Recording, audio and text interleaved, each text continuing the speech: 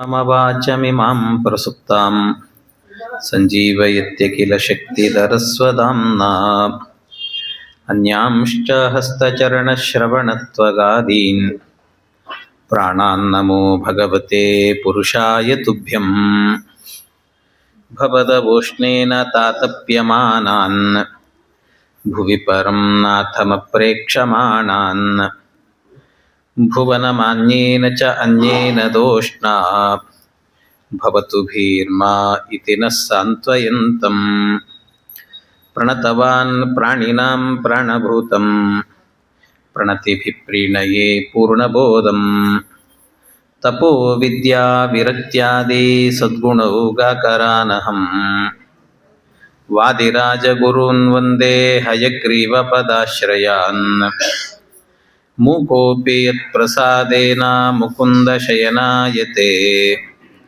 राजराजायते रिक्तो राघवेन्द्रं तमाश्रये अनवद्यात्मचारित्रं वादिकद्योतभास्करं विद्यामान्यगुरुं वन्दे विद्याविद्योतभास्वरम् तपस्वाध्याय शुश्रूषा कृष्णपूजारतं मुनिं विश्वेशमिष्टदं वन्दे परिव्राट् चक्रवर्तिनम्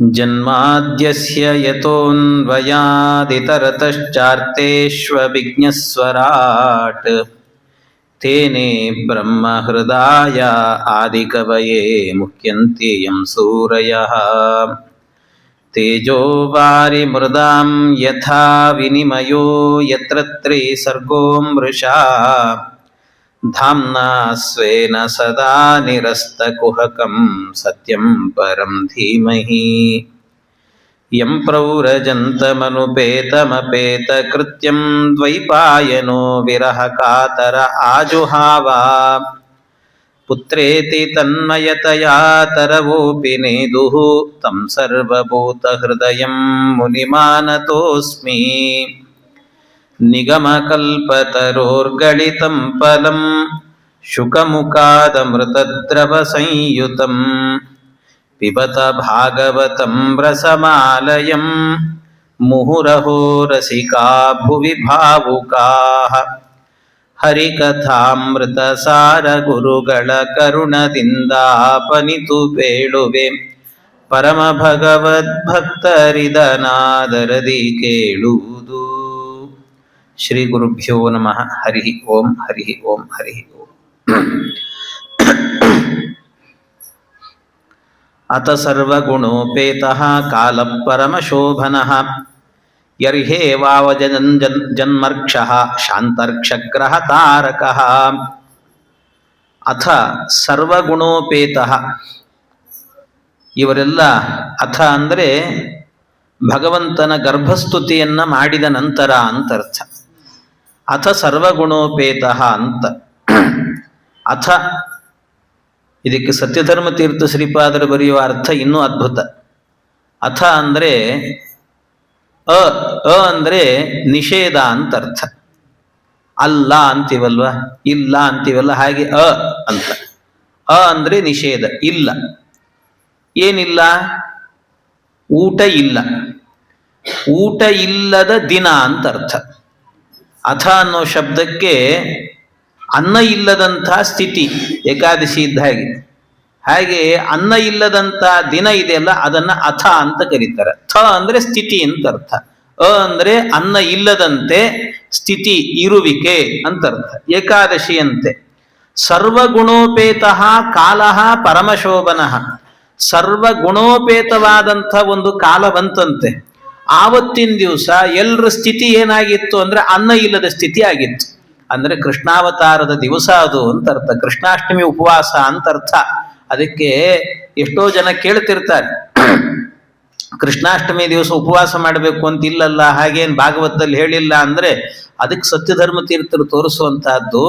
ಅಥ ಸರ್ವಗುಣೋಪೇತಃ ಅನ್ನುವಲ್ಲಿ ಅಥ ಅನ್ನೋ ಶಬ್ದ ಇದೆಯಲ್ಲ, ಅಂತ ಹೇಳಿದ್ರೆ ಅನ್ನ ಇಲ್ಲದೆ, ಥ ಅಂದ್ರೆ ಇರುವಂತಹದ್ದು ಸ್ಥಿತಿ ಅಂತ ಅರ್ಥ. ಅನ್ನ ಇಲ್ಲದ ಸ್ಥಿತಿಯಲ್ಲಿ ಸರ್ವಗುಣೋಪೇತ ಕಾಲಃ, ಒಳ್ಳೆ ಎಲ್ಲಾ ಗುಣಗಳಿಂದ ಕೂಡಿದಂತ ಒಂದು ಕಾಲ ಬಂತು. ಆ ಕಾಲದಲ್ಲಿ ಭಗವಂತ ಅವತಾರವನ್ನ ಮಾಡ್ತಾ ಇದ್ದಾನೆ ಅಂತ ಹೇಳ್ತಾರೆ. ಪರಮಾತ್ಮ ಅವತಾರವನ್ನ ಮಾಡ್ತಾನಂತೆ. ವವೌ ವಾಯುಸ್ಸುಖ ಸ್ಪರ್ಶ ಪುಣ್ಯಗಂಧವ ಶುಚಿ ಅಗ್ನಯಶ್ಚ ದ್ವಿಜಾತೀನಾಂ ಶಾಂತಾಸ್ತತ್ರ ಸಮಿಂಧತ. ಭಗವಂತ ಅವತಾರ ಮಾಡುವ ಕಾಲ ಇತ್ತಲ್ಲ, ಯಾವ ರೀತಿ ಇತ್ತು ಅದು ಅಂತ ಹೇಳಿದ್ರೆ, ವವೌ ವಾಯು ಸುಖ ಸ್ಪರ್ಶ, ರಾತ್ರಿ ಕಾಲ ಅತಿಯಾದ ಚಳಿ ಇಲ್ಲ, ಹಾಗೆ ಅಂತ ಅದು ಗಾಳಿ ಎನ್ನುವಂತಹದ್ದು ಶೆಕೆಯನ್ನು ಕೂಡ ಮಾಡ್ತಾ ಇಲ್ಲ, ಹಿತವಾಗಿದೆ ಅಂತೆ. ಸುಖ ಸ್ಪರ್ಶ, ಗಾಳಿ ಹರಿದಾಡ್ತಾ ಇರುವಂತಹದ್ದು ಕೃಷ್ಣಾವತಾರ ಆಗ್ತಾ ಇದೆ. ನಾನು ಅದನ್ನು ನೋಡ್ಲಿಕ್ಕೋಸ್ಕರ ನಿಧಾನವಾಗಿ ಓಡಾಡಬೇಕು ಅಂತ ಗಾಳಿ ಓಡಾಡ್ತಾ ಇದೆ ಅಂತೆ. ಪುಣ್ಯಗಂಧವ ಶುಚಿ, ಒಳ್ಳೆ ಗಂಧವನ್ನ, ಹೂವಿನಲ್ಲಿರುವ ಪರಿಮಳಗಳನ್ನೆಲ್ಲವನ್ನು ಕೂಡ ಕಿತ್ತು ತರ್ತಾ ಇದೆ ಅಂತೆ ಆ ಗಾಳಿ ಎನ್ನುವಂತಹದ್ದು. ಎಲ್ಲ ಕಡೆಯಲ್ಲೂ ಪರಿಸರ ಎನ್ನುವಂತಹದ್ದು ಸುಗಂಧ ಭರಿತವಾಗಿರುವಂತಹ ಪರಿಸರ. ಅಗ್ನಯಶ್ಚ ದ್ವಿಜಾತೀನಾಂ, ಬ್ರಾಹ್ಮಣರ ಮನೆಯಲ್ಲಿ ಅಗ್ನಿಗಳಿತ್ತಂತೆ, ಅಗ್ನಿಹೋತ್ರ ಅಂತ ಮಾಡ್ತಾರೆ. ಹಾಗೆ ಅಗ್ನಿಗಳಿತ್ತು, ಎಲ್ಲವೂ ಕೂಡ ಉರಿಯುವಾಗ ಕೆಲವೊಮ್ಮೆ ದಗ ದಗ ದಗ ದಗ ಉರಿತದೆ, ಹಾಗೆಲ್ಲ ಇಲ್ಲ, ಶಾಂತವಾಗಿ ನೋಡ್ಲಿಕ್ಕೆ ಏನೋ ಸಂತೋಷ ಆಗಬೇಕು ಆ ರೀತಿ ಉರಿತಾ ಇತ್ತಂತೆ ಅಗ್ನಿ ಎನ್ನುವಂತಹದ್ದು. ಅಗ್ನಯಶ್ಚ ದ್ವಿಜಾತೀನಾಂ ಶಾಂತಾಸ್ತತ್ರ ಸಮಿಂದತ ದಿಶ ಪ್ರಸೇದುರ್ಗಗನಂ ನಿರ್ಮಲೋಡು ಗಣೋದಯಂ. ದಿಕ್ಕುಗಳೆಲ್ಲ ನೋಡ್ತಾ ಇದ್ರೆ ಪ್ರಸನ್ನವಾಗಿತ್ತಂತೆ, ಆನಂದವಾಗಿತ್ತು ಅಂತ ಹೇಳುತ್ತಾರೆ. ಅಷ್ಟೇ ಅಲ್ಲ, ಈ ನಿರ್ಮಲೋಡು ಗಣೋದಯಂ ಅಂತ, ಈ ಸ್ವಚ್ಛವಾಗಿರುವಂತ ಆಕಾಶದಲ್ಲಿ ಎಲ್ಲ ಕಡೆ ನಕ್ಷತ್ರಗಳು ಸ್ಪಷ್ಟವಾಗಿ ಕಾಣಿಸ್ತಾ ಇತ್ತಂತೆ. ಅದು ನಮಗೀಗ ಸಿಟಿಯಲ್ಲಿ ಕಾಣಿಸೋದಿಲ್ಲ, ನಕ್ಷತ್ರಗಳೇ ಕಾಣಿಸಲ್ಲ ಬಹಳ ದಿವಸ. ಆದ್ರೆ ಹಳ್ಳಿಗಳಿಗೆ ಹೋದ್ರೆ ನಕ್ಷತ್ರಗಳೆಲ್ಲ ಬಹಳ ಚೆನ್ನಾಗಿ ಕಾಣಿಸ್ತದೆ. ಹಳ್ಳಿಗಳಲ್ಲಿ ಅಂಗಳದಲ್ಲಿ ಮಲ್ಕೊಂಡೇನೆ ಮಂಚ ಹಾಕಿ ಮಲಗಿಬಿಟ್ಟಿರ್ತಾರೆ, ಮೇಲ್ ನಕ್ಷತ್ರ ಎಣಿಸ್ತಾ ಇರ್ತಾರೆ, ಅಂತಹ ಸ್ಥಿತಿ ಇರ್ತದೆ. ಹಾಗೆ ಅಷ್ಟು ಸ್ಪಷ್ಟವಾಗಿ ಎಲ್ಲ ನಕ್ಷತ್ರಗಳು ಕೂಡ ಕಾಣಿಸ್ತಾ ಇತ್ತಂತೆ. ಮಹಿ ಮಂಗಲ ಭೂಯಿಷ್ಟ ಪುರಗ್ರಾಮ ವ್ರಜಾಕರ.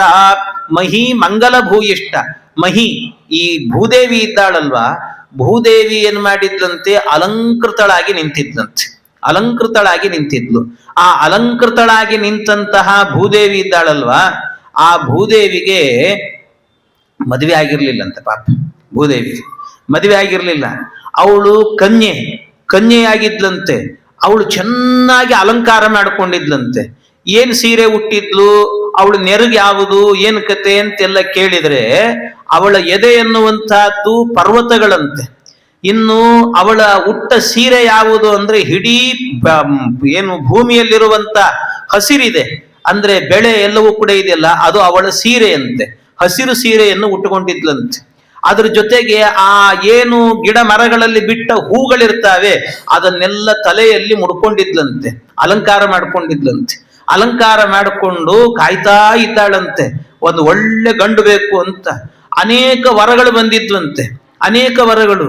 ಮೊದಲೊಂದು ವರ ಬಂತಂತೆ, ಆ ವರ ಬಂದ್ರೆ ನೋಡ್ಲಿಕ್ಕೇನೋ ಪರವಾಗಿಲ್ಲ, ಮೈಯೆಲ್ಲ ವಾಸನೆ ಇತ್ತಂತೆ. ಅದಕ್ಕೆ ಮೈಯೆಲ್ಲ ವಾಸನೆ ಇದ್ದದ್ರಿಂದಾಗಿ ಆ ವರನನ್ನ ನೋಡ್ಲಿಕ್ಕೆ ಪರವಾಗಿಲ್ವ, ಆದ್ರೆ ಮೈಯೆಲ್ಲ ವಾಸನೆ ಇದೆ ನಿನ್ನದ್ದು, ಬೇಡ ಅಂತ ಹೇಳಿದ್ದಂತೆ. ಆಮೇಲೆ ಇನ್ನೊಂದು ವರ ಬಂತಂತೆ. ಇನ್ನೊಂದು ವರ ಬಂದ್ರೆ ಸ್ವಲ್ಪ ಏನಾಗಿತ್ತಂತೆ, ಭಾರಿ ಗಟ್ಮುಟ್ಟಿದ್ನಂತೆ. ಗಟ್ಮುಟ್ಟು ಒಳ್ಳೆ ಆಸಾಮಿ ಅಂತಾರಲ್ಲ, ಭಾರಿ ಗಟ್ಟಿ. ಅದಕ್ಕೆ ನೋಡಿ, ಇಷ್ಟು ಗಟ್ಟಿ ಇದ್ರೆ ನಂಗೆ ಯಾಕೋ ಹಿಡಿಸಲ್ಲ, ಸ್ವಲ್ಪ ನೋಡ್ಲಿಕ್ಕೆ ಮೃದುವಾಗಿರ್ಬೇಕು, ಆದ್ರಿಂದ ನೀನು ಬೇಡ ಅಂತ ಅವನು ರಿಜೆಕ್ಟ್ ಮಾಡಿದ್ದಂತೆ. ಆಮೇಲೆ ಇನ್ನೊಂದು ವರ ಬಂದಿತ್ತಂತೆ. ಇನ್ನೊಂದು ವರ ನೋಡಿದ್ರೆ ಯಾವಾಗ್ಲೂ ಏನು ಅಂತಂದ್ರೆ, ವರ ಬಂದಾಗ ಕನ್ಯೆ ಇರ್ತಾಳಲ್ಲ ಅವಳು ತಲೆ ಕೆಳಗೆ ಹಾಕ್ಬೇಕು, ಈ ವರನೇ ತಲೆ ಕೆಳಗೆ ಹಾಕಿ ಓಡಾಡ್ತಿದ್ನಂತೆ. ಆದ್ರಿಂದಾಗಿ ನೀನು ಬೇಡ ಅಂತ ಅವನು ರಿಜೆಕ್ಟ್ ಮಾಡಿದ್ದಂತೆ. ಸರಿ, ಆಮೇಲೆ ಇನ್ನೊಂದು ವರ ಬಂದಿತ್ತು, ಸ್ವಲ್ಪ ನೋಡ್ಲಿಕ್ಕೆ ಸಿಟಿ ಜಾಸ್ತಿ ಇತ್ತಂತ, ಅದಕ್ಕೆ ಸಿಡಿ ಮಾಡ್ತಿತ್ತು, ಅದಕ್ಕೆ ಬೇಡ ಅಂತ ಹೇಳಿದ್ದಂತೆ. ಇದು ಬೇಡ ಅಂತಂದು ಇನ್ನೊಂದು ವರ ಬಂತು, ಇದ್ಯಾಕೋ ಎಲ್ಲದಕ್ಕೂ ಹೆಸರಿಟ್ಟಿದ್ಲು. ಇನ್ನೊಂದು ವರ ಬಂದಿತ್ತು, ಸ್ವಲ್ಪ ಅದೇನಂದ್ರೆ ಎತ್ತರ ಇರ್ಲಿಲ್ಲ ಅಷ್ಟೇ, ಅದಕ್ಕೆ ಎತ್ತರ ಇಲ್ಲ ಇದು ಗಂಡು, ಸರಿ ಇಲ್ಲ ಇದು ಅಂತ ಅದನ್ನು ರಿಜೆಕ್ಟ್ ಮಾಡಿದ್ದಂತೆ. ಇನ್ನೊಂದು ವರ ನೋಡಿದ್ರೆ ಯಾವಾಗ್ಲೂ ಕೆಂಪು ಮಾಡ್ಕೊಂಡೇ ಇರ್ತಿತ್ತು ಅದು, ಆದ್ರಿಂದ ಬೇಡಪ್ಪ ನೀನು ಬೇಡ ಅಂತ ಹೇಳಿ. ಆಮೇಲೆ ಇನ್ನೊಂದು ವರ ಬಂದಿತ್ತಂತೆ. ಇನ್ನೊಂದು ವರ ಬಂದಿದ್ರೆ ಆ ವರನಿಗೆ ಹೇಳಿದ್ಲಂತೆ, ನೀನು ನನ್ನ ಅಳಿ ಆಗ್ತೀಯೋ, ನಿನ್ನನ್ನು ನಾನು ಮದುವೆ ಮಾಡಿಕೊಳ್ಳಲ್ಲ ಅಂತ ಹೇಳಿದ್ಲಂತೆ. ಆಮೇಲೆ ಕಾಯ್ತಾ ಕೂತಿದ್ಲಲ್ಲ, ಆಗ ಅವತಾರವನ್ನ ಯಾರಿಗೋಸ್ಕರ ಅಂದ್ರೆ ಭಗವಂತ ಕೃಷ್ಣನಿಗೋಸ್ಕರ ಕಾಯ್ತಿದ್ಲಂತೆ. ಕೃಷ್ಣ ಬಂದ ಅಂದ್ರೆ ವಿವಾಹ ಮಾಡ್ಕೊಳ್ಬೇಕು ಅಂತ ಇಷ್ಟು ಅಲಂಕಾರ ಮಾಡ್ಕೊಂಡಿದ್ದಾಳೆ.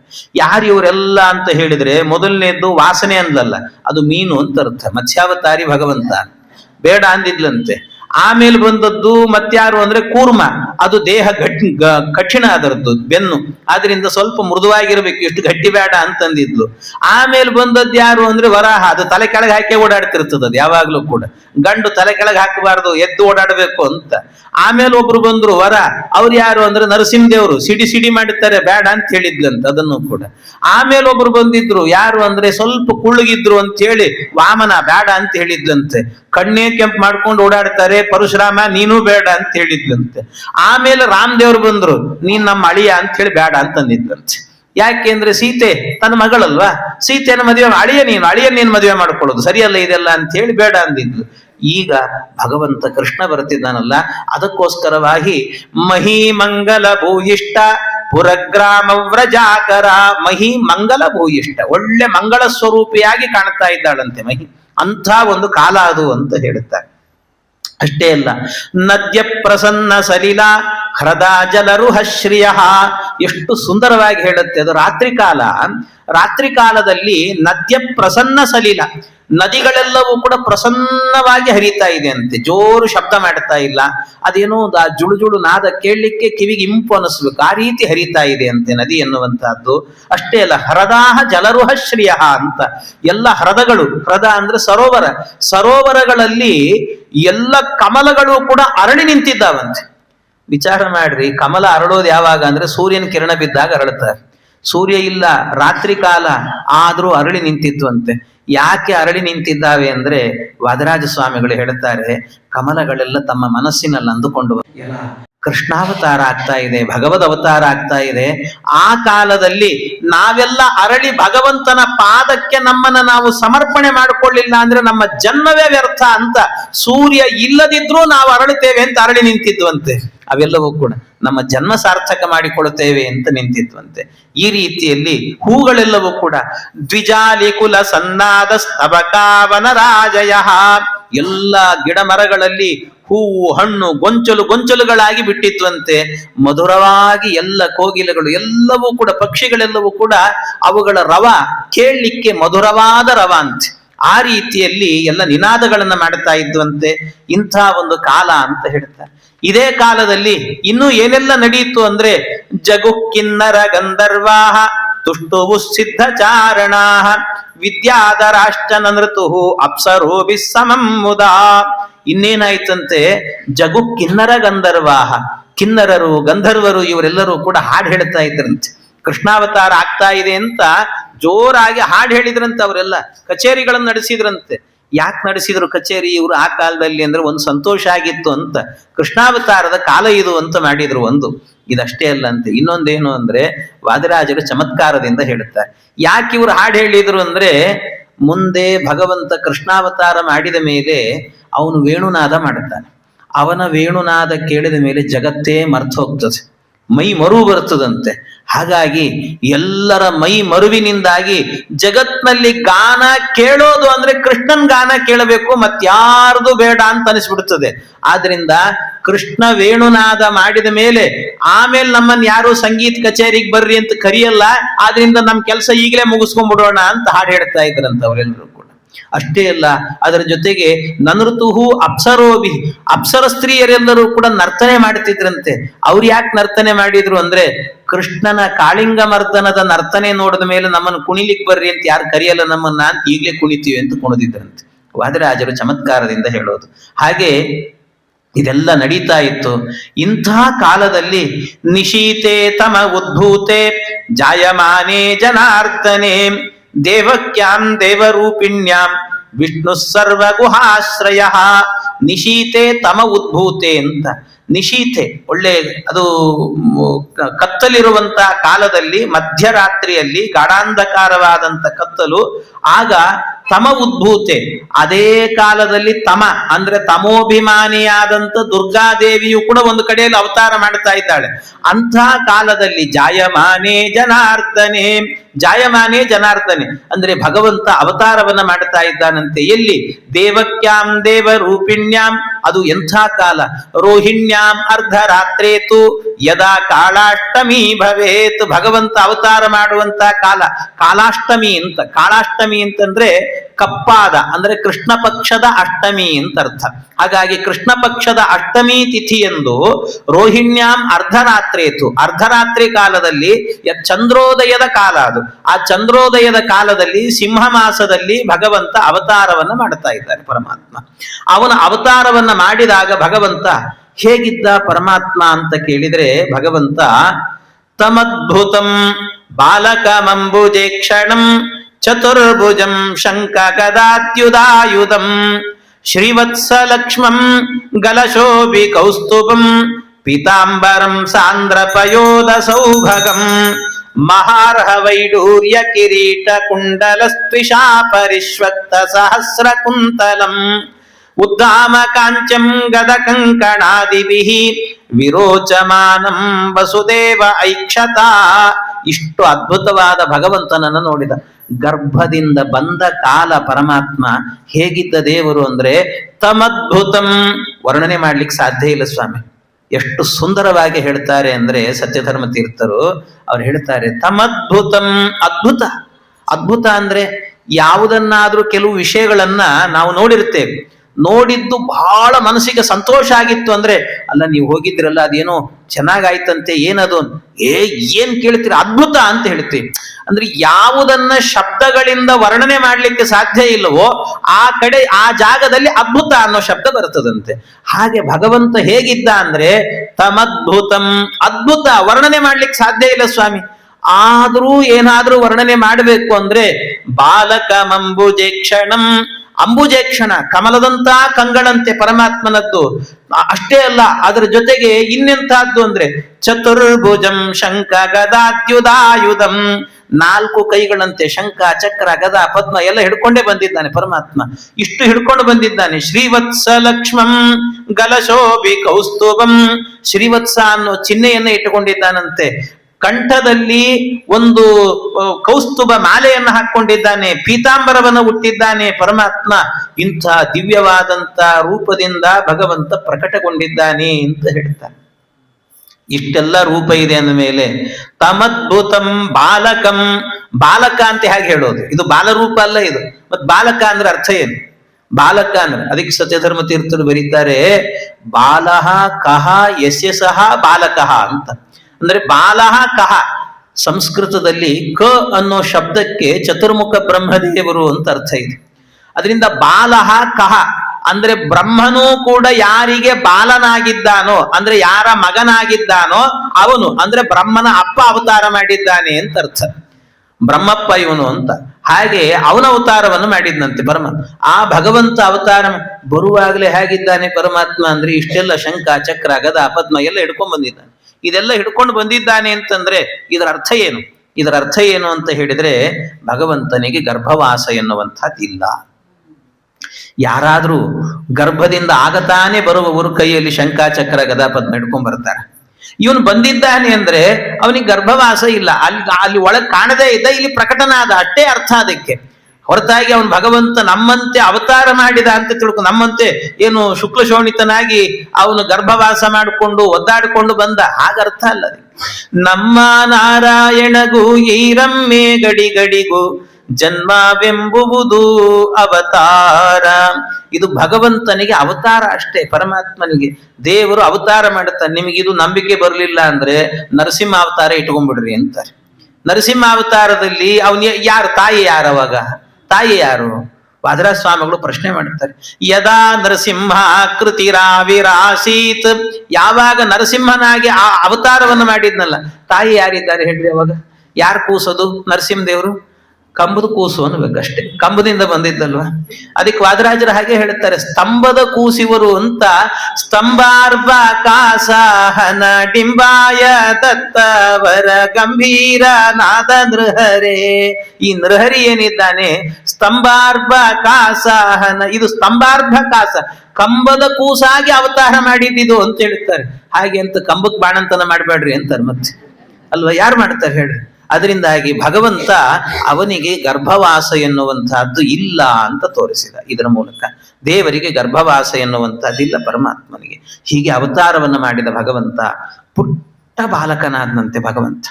ಈ ಕೃಷ್ಣ ದೇವರ ಅವತಾರ ಮಾಡಿದ್ನಲ್ಲ, ಈ ಅವತಾರದಲ್ಲೇ ಒಂದು ದೊಡ್ಡ ಸಂದೇಶ ಕೊಟ್ಟಿದ್ದಾನೆ ಪರಮಾತ್ಮ. ಯಾಕೆಂದ್ರೆ ಈ ಮನುಷ್ಯರು ಹೊಡೆದಾಡಿಕೊಳ್ತಾರೆ ಅಂತ ಗೊತ್ತು ಭಗವಂತನಿಗೆ. ಅದಕ್ಕೆ ಎಲ್ಲದರಲ್ಲೂ ಒಂದು ಪರಿಹಾರವನ್ನು ಕೊಟ್ಟಿದ್ದಾನೆ ದೇವರು. ಯಾಕೆಂದ್ರೆ ನೋಡಿ, ಸಮಸ್ಯೆ ಏನು ಅಂದ್ರೆ, ಈ ಕೃಷ್ಣಾಷ್ಟಮಿ ಯಾವಾಗ ಬರ್ತದೋ ಅವಾಗೆಲ್ಲ ಒಂದೊಂದು ಗೋಳು ಇರ್ತದೆ ನಮಗೆ. ಯಾಕೆ ಅಂದ್ರೆ ಕೃಷ್ಣಾಷ್ಟಮಿ ಬರ್ತಾ, ಹೌದಾ ಕೃಷ್ಣಾಷ್ಟಮಿ ನಿಮ್ಗೆ ಯಾವತ್ತು, ನಮಗಿವತ್ತು. ನಿಮಗೆ ಯಾವತ್ತು, ನಾಳೆ. ನಮ್ಗೆ ಮುಂದಿನ ತಿಂಗಳು, ನಿಮಗೆ ಆ ತಿಂಗಳು. ಏನು ಒದ್ದಾಟರಿ ಇದು.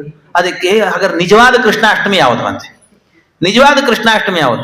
ಕೃಷ್ಣಾಷ್ಟಮಿ ನೀನೊಂದು ಮಾಡ್ತಿ, ನಾನು ಮಾಡಿದ್ ನನಗೆ ಸರಿ, ನೀನ್ ಮಾಡಿದ್ ನಿನಗೆ ಸರಿ, ಎಲ್ಲವೂ ಸರಿ ಅಂತಾದ್ರೆ ಆಗ ನಿಜವಾಗ್ಲೂ ಕೃಷ್ಣಾಷ್ಟಮಿ ಯಾವತ್ತು ಆಚರಣೆ ಮಾಡ್ಬೇಕು ನಾವು ಹಾಗಾದ್ರೆ ಅಂದ್ರೆ ಮಧ್ವಾಚಾರ್ಯ ಹೇಳ್ತಾರೆ, ನೋಡಪ್ಪ, ಕೃಷ್ಣಾಷ್ಟಮಿಯಲ್ಲಿ ಒಂದು ಸಂದೇಶ ಇದೆ, ಆ ಸಂದೇಶವನ್ನು ಆಚರಣೆ ಮಾಡು, ಅದೇ ನಿಜವಾದ ಕೃಷ್ಣಾಷ್ಟಮಿ ಅಂತ. ಅದೇ ನಿಜವಾದ ಕೃಷ್ಣಾಷ್ಟಮಿ. ಯಾವುದದು ಸಂದೇಶ?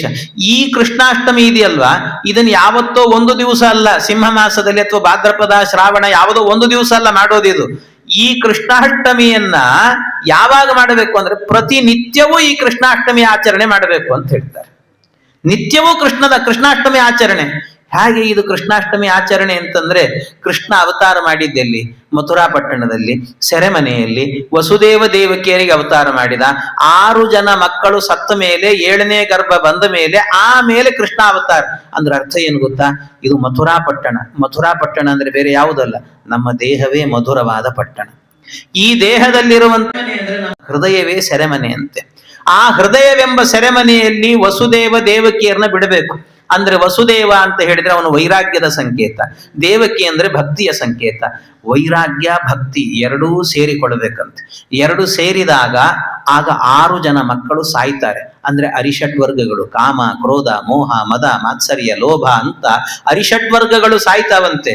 ಈ ಅರಿಷಡ್ವರ್ಗಗಳು ಸತ್ತಾಗ 7ನೇ ಗರ್ಭವಾಗಿ ತತ್ವಜ್ಞಾನಕ್ಕೆ ಅಭಿಮಾನಿಗಳಾದಂತಹ ಶೇಷದೇವರು ಬರ್ತಾರೆ. ಅವರು ಬಂದ್ರು ಅಂತಾದ್ರೆ ಜ್ಞಾನವೂ ಸೇರಿತು ಅಂತ ಅರ್ಥ.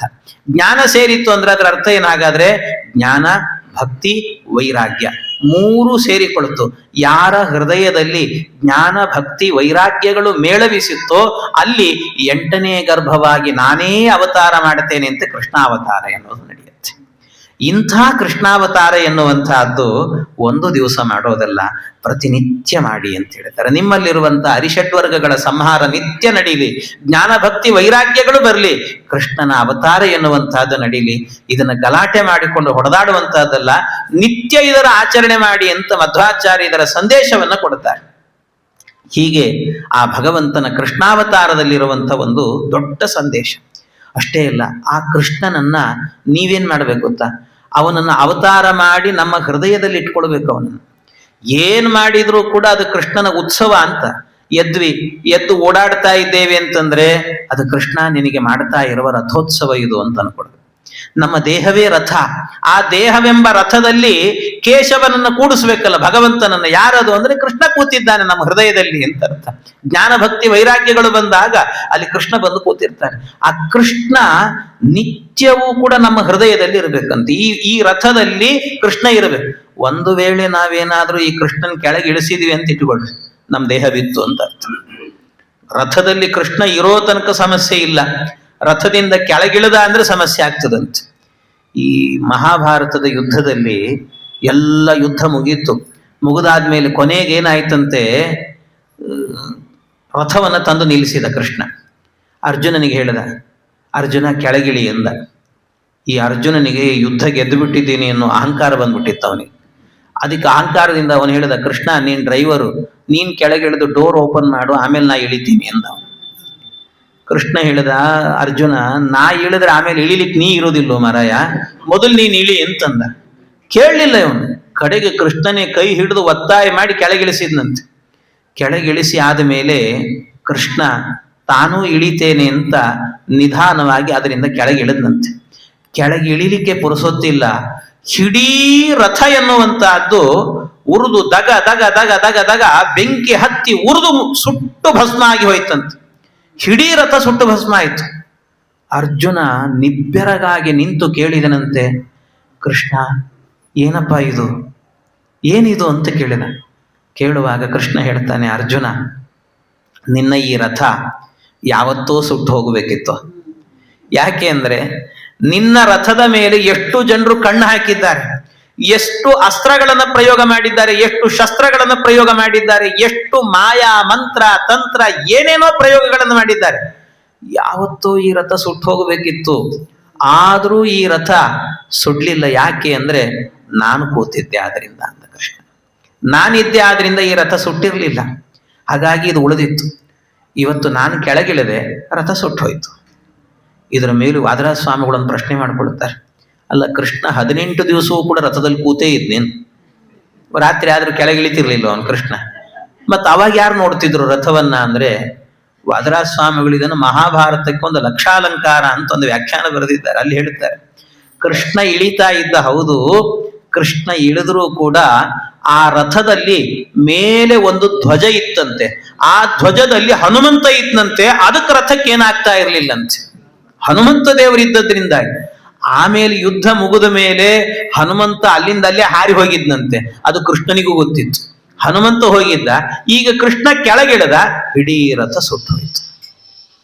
ಆದ್ರಿಂದ ಎಲ್ಲಿ ತನಕ ಹರಿವಾಯುಗಳು ಹೃದಯದಲ್ಲಿ ಇರ್ತಾರೋ ಅಲ್ಲಿ ತನಕ ಈ ದೇಹನ ಸುಡೋದಿಲ್ಲಂತೆ.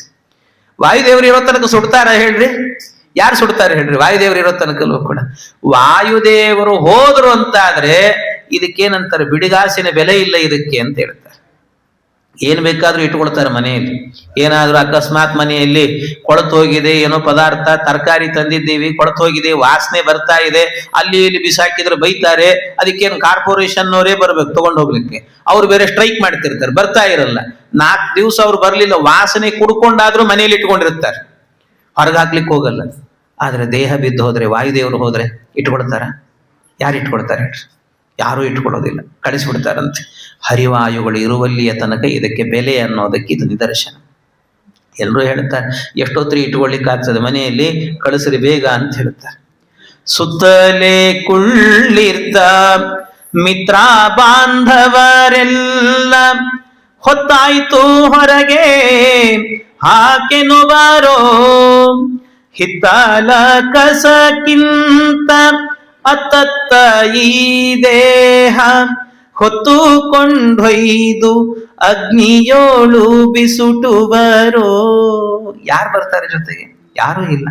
ನಾರಾಯಣನ ನಾಮ ನೆರೆ ಬಾಹೋದಲ್ಲದೆ ಯಾರೂ ಸಂಗಡ ಬಾಹೋದಿಲ್ಲ. ಅದರಿಂದಾಗಿ ನಮ್ಮ ಹೃದಯದಲ್ಲಿ ಯಾವಾಗಲೂ ಕೃಷ್ಣನನ್ನು ಇಟ್ಟುಕೊಳ್ರಿ. ಹರಿವಾಯುಗಳಿದ್ರು ಅಂತಾದ್ರೆ ನಮ್ಮ ದೇಹಕ್ಕೆ ಏನಾಗಲ್ಲ. ಆ ರಥದಿಂದ ಯಾವಾಗ ಕೃಷ್ಣ ಕೆಳಗಿಳಿದ್ನೋ ಇಡೀ ರಥ ಸುಟ್ಟೋಯ್ತು. ಹಾಗೆ ಈ ದೇಹ ಎನ್ನುವುದು ಒಂದು ರಥ. ಈ ರಥದ ಮೇಲೂ ಕೂಡ ಎಷ್ಟು ಜನ ಅಸ್ತ್ರ ಶಸ್ತ್ರ ಮಾಟ ಮಂತ್ರ ಏನೇ. ಯಾಕೆ ಅಂದ್ರೆ ನೋಡುವವರ ದೃಷ್ಟಿ ಇರ್ತದಲ್ವಾ, ಯಾರ ದೃಷ್ಟಿ ಏನಿರ್ತದೋ ಗೊತ್ತಿಲ್ಲ. ಕಣ್ಣು ಹಾಕಿದ್ರೆ ಸುಟ್ಟು ಭಸ್ಮನೆ ಆಗ್ಬೇಕು, ಆ ರೀತಿ ಕಣ್ಣು ಹಾಕ್ತಿರ್ತಾರೆ.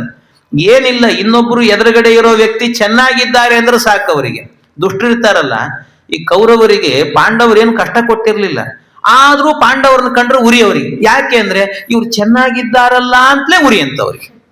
ಹಾಗೆ ಕೆಲವರು ಚೆನ್ನಾಗಿದ್ದಾರಲ್ಲ ಅಂತಲೇ ಉರ್ಕೊಳ್ತಿರ್ತಾರೆ, ಕಣ್ಣು ಹಾಕ್ತಿರ್ತಾರೆ.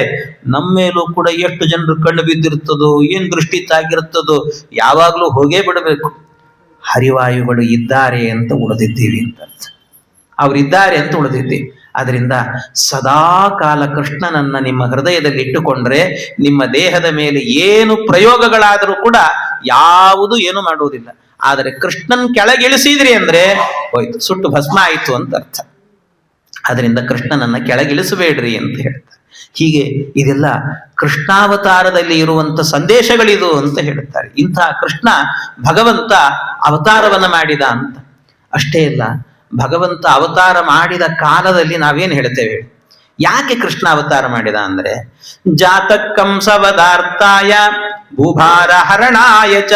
ಭಗವಂತ ಅವತಾರ ಮಾಡಿದ್ಯಾಕೆ ಅಂತಂದ್ರೆ ಭೂಭಾರ ಹರಣಕ್ಕೋಸ್ಕರವಾಗಿ ಮತ್ತು ಈ ಕಂಸನ ವಧೆಗೋಸ್ಕರವಾಗಿ, ಕಂಸನನ್ನ ಕೊಲ್ಲೋದಕ್ಕೋಸ್ಕರವಾಗಿ ಅವತಾರ.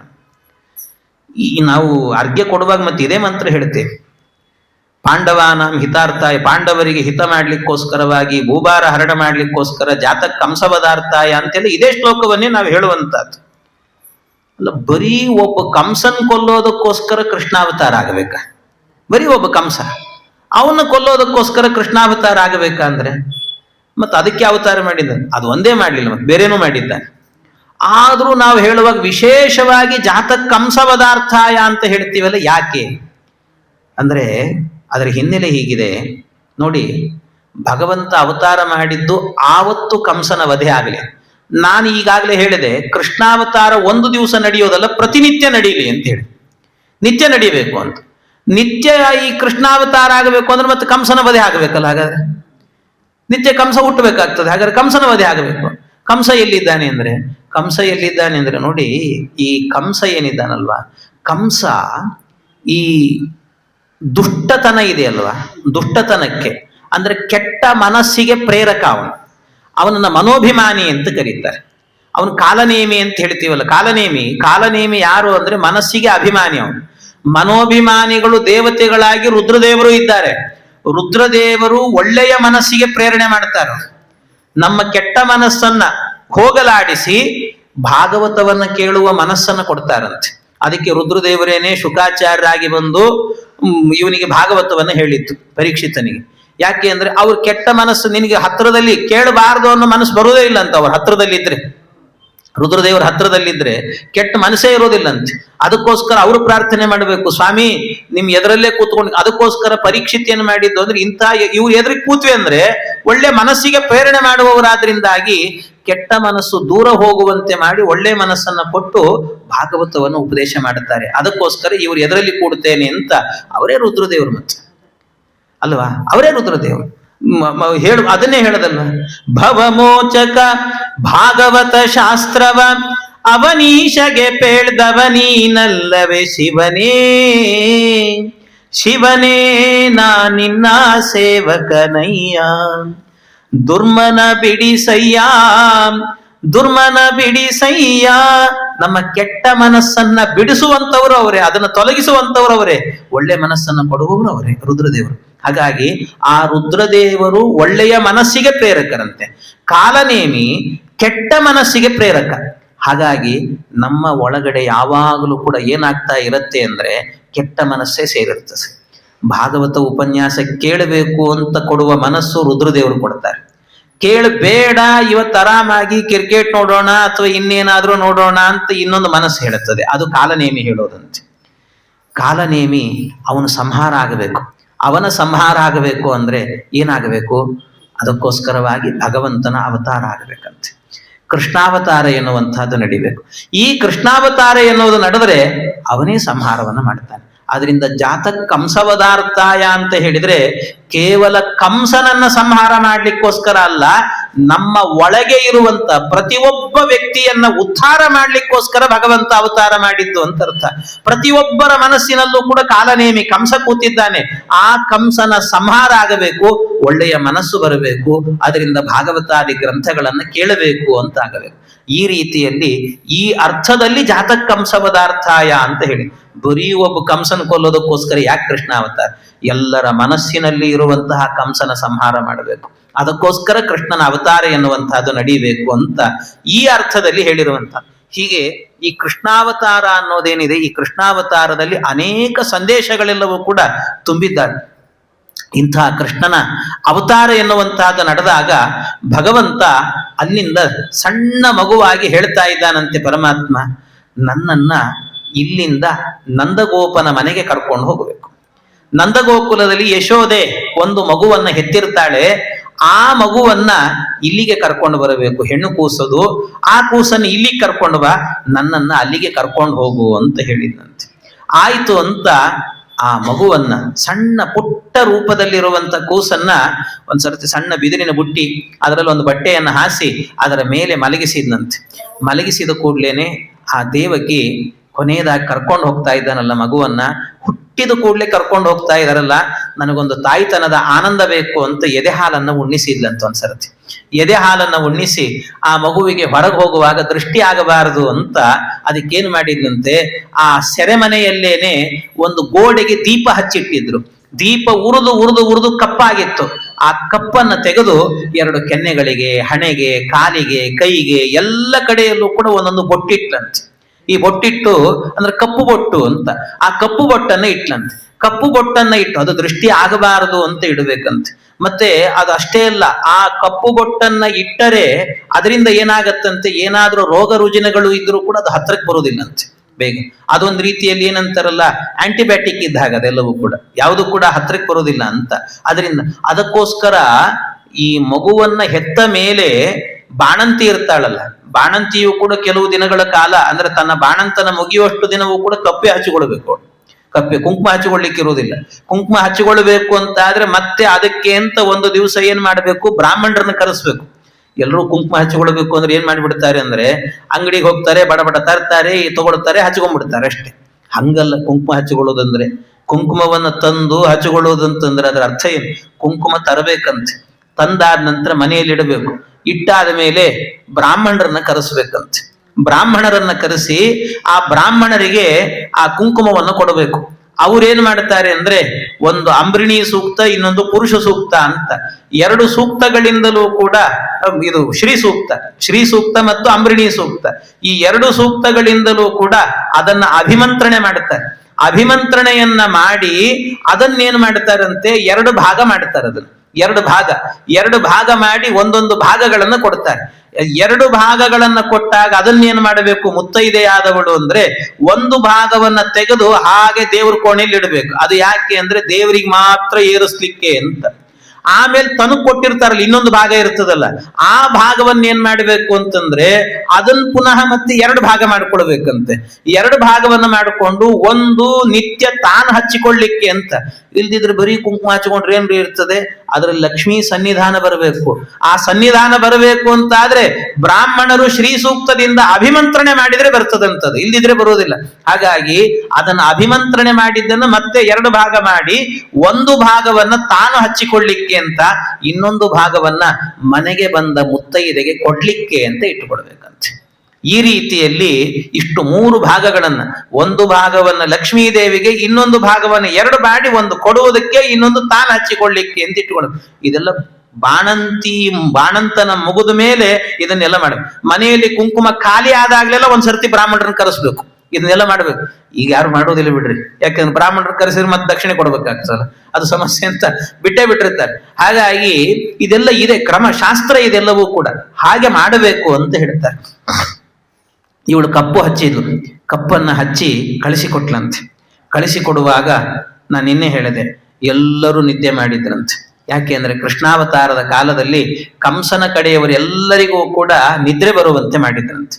ಆ ನಿದ್ರೆ ಬರುವಂತೆ ಮಾಡಿ ಎಲ್ಲರೂ ನಿದ್ದೆ ಹೊಡೆದಿದ್ರು. ಈ ಕಡೆ ಕೃಷ್ಣ ಭಗವಂತನನ್ನ ಕರೆದುಕೊಂಡು ಹೋಗ್ತಾ ಇದ್ದಾನೆ. ಕರೆದುಕೊಂಡು ಹೋಗುವಾಗ ಇವನು ಮೈಗೆಲ್ಲ ಸರಪಳಿಗಳು ಕಟ್ಟಿದ್ರು, ಎಲ್ಲ ಬಿಚ್ಕೊಂಡಂತೆ. ಆ ಸೆರೆಮನೆಯ ಬಾಗಿಲಿದೆಯಲ್ವಾ, ಕಟ್ಟಿಗೆಯ ಬಾಗಿಲು. ಕಟ್ಟಿಗೆಗಳು ಅಂದ್ರೆ ವನಸ್ಪತಿಗಳು ಅಂತ ಹೇಳ್ತಾರೆ ಅದಕ್ಕೆ.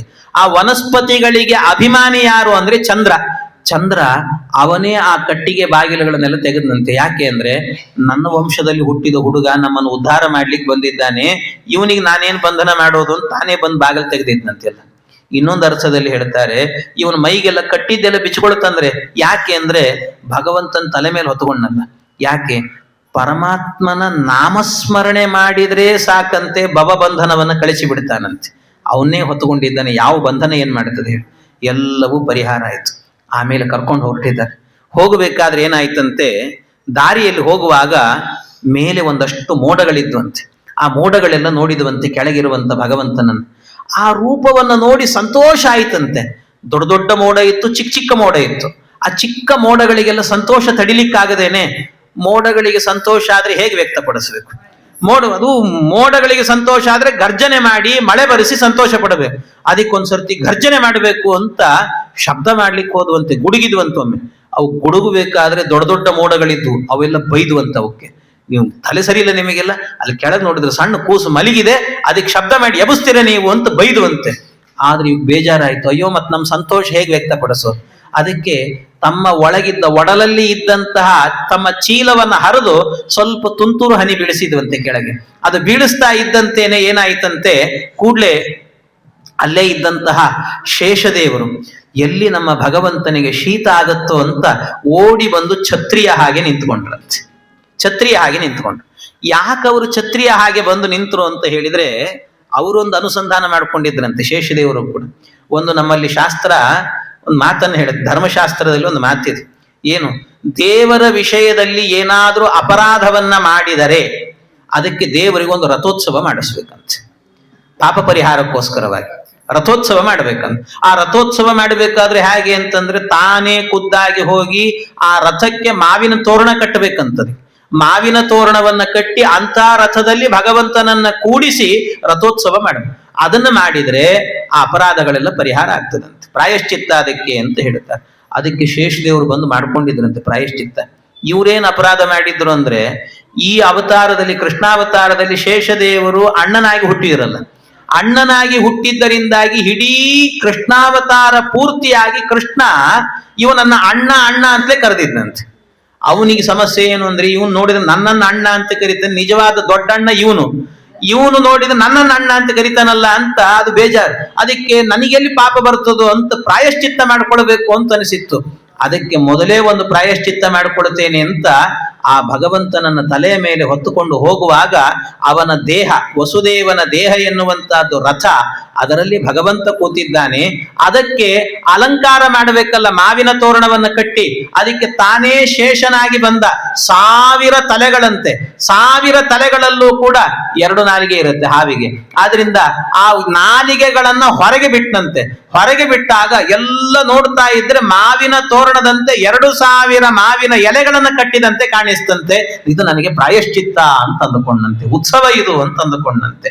ಈ ರೀತಿಯಲ್ಲಿ ಭಗವಂತ ಹೊರಟಿದ್ದಾನಂತೆ. ಪರಮಾತ್ಮ ಹೊರಡುವಾಗ ದಾರಿಯಲ್ಲಿ ಹೋಗಬೇಕಾದ್ರೆ ಯಮುನೆ ಬಂದ್ಲು. ಯಮುನೆಯನ್ನು ದಾಟಿ ಹೋಗಬೇಕು. ಯಮುನೆ ದಾಟಬೇಕು ಅನ್ನುವಾಗ ಸರಿಯಾಗಿ ಎದುರುಗಡೆಯಲ್ಲಿ ಯಮುನೆ ಹರಿತಾ ಇದ್ದಾಳೆ, ಉಕ್ಕಿ ಉಕ್ಕಿ ಹರಿತಿದ್ದಾಳೆ.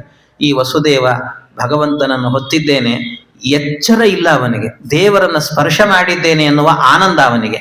ಆ ಆನಂದದಲ್ಲಿ ಹೊರಟಿದ್ದಾನೆ. ಹೊರಡುವಾಗ ಏನಾಯ್ತಂತೆ, ಆ ಯಮುನೆ ಇವನ ಸೊಂಟದ ತನಕ ಬಂದ್ಲು, ಎದೆಯ ತನಕ ಬಂದ್ಲು, ಭುಜವನ್ನ, ಕಂಠವನ್ನ ಮುಳುಗಿಸಿದ್ಲು, ಈ ಬಾಯಿ ತನಕಲೂ ಕೂಡ ಬಂದಿದ್ದಾಳೆ ಯಮುನೆ. ಮುಳುಗ್ತಾ ಇದ್ದಾನೆ, ಇನ್ನೂ ಮುಂದಕ್ಕೆ ಹೋದ್ರೆ ಮುಳುಗೇ ಬಿಡ್ತಾನೆ. ಅಷ್ಟರಲ್ಲಿ ಈ ಯಮುನೆ ಉಕ್ಕಿ ಉಕ್ಕಿ ಹರಿತಾ ಇದ್ಲಲ್ಲ, ಉಕ್ಕಿ ಹರಿಯುವಾಗ ಒಂದು ಹನಿ ನೀರು ಏನಾಯ್ತಂತೆ, ಭಗವಂತನ ಪಾದ ಹೀಗೆ ಹೊರಗೆ ಬಿದ್ದಿತ್ತಲ್ಲ ಬಿದಿರಿನ ಬುಟ್ಟಿಯಿಂದ, ಆ ಪಾದಕ್ಕೆ ಬಡ್ಕೊಂಡು ಹೋದ್ಲಂತೆ. ಪಾದಕ್ಕೆ ಬಡ್ಕೊಂಡು ಹೋದಾಗ ಆ ಪಾದಕ್ಕೆ ದೇವಕಿ ಬರುವಾಗಲೇನೆ ಒಂದು ಕಪ್ಪು ಹಚ್ಚಿದ್ಲಲ್ಲ, ಆ ಕಪ್ಪನ್ನ ತೊಳ್ಕೊಂಡು ಹೋದ್ಲಂತೆ. ಕಪ್ಪು ತೊಳ್ಕೊಂಡು ಹೋದ ನಂತರ ಕೃಷ್ಣನ ಪಾದದ ಕಪ್ಪನ್ನ ತಾನು ಹಚ್ಚಿಕೊಂಡದ್ರಿಂದ ಆವತ್ತಿನಿಂದ ಜಗತ್ನಲ್ಲಿ ಕಾಲಿಂದಿ ಅಂತ ಪ್ರಸಿದ್ಧಿ ಆಯ್ತಂತ.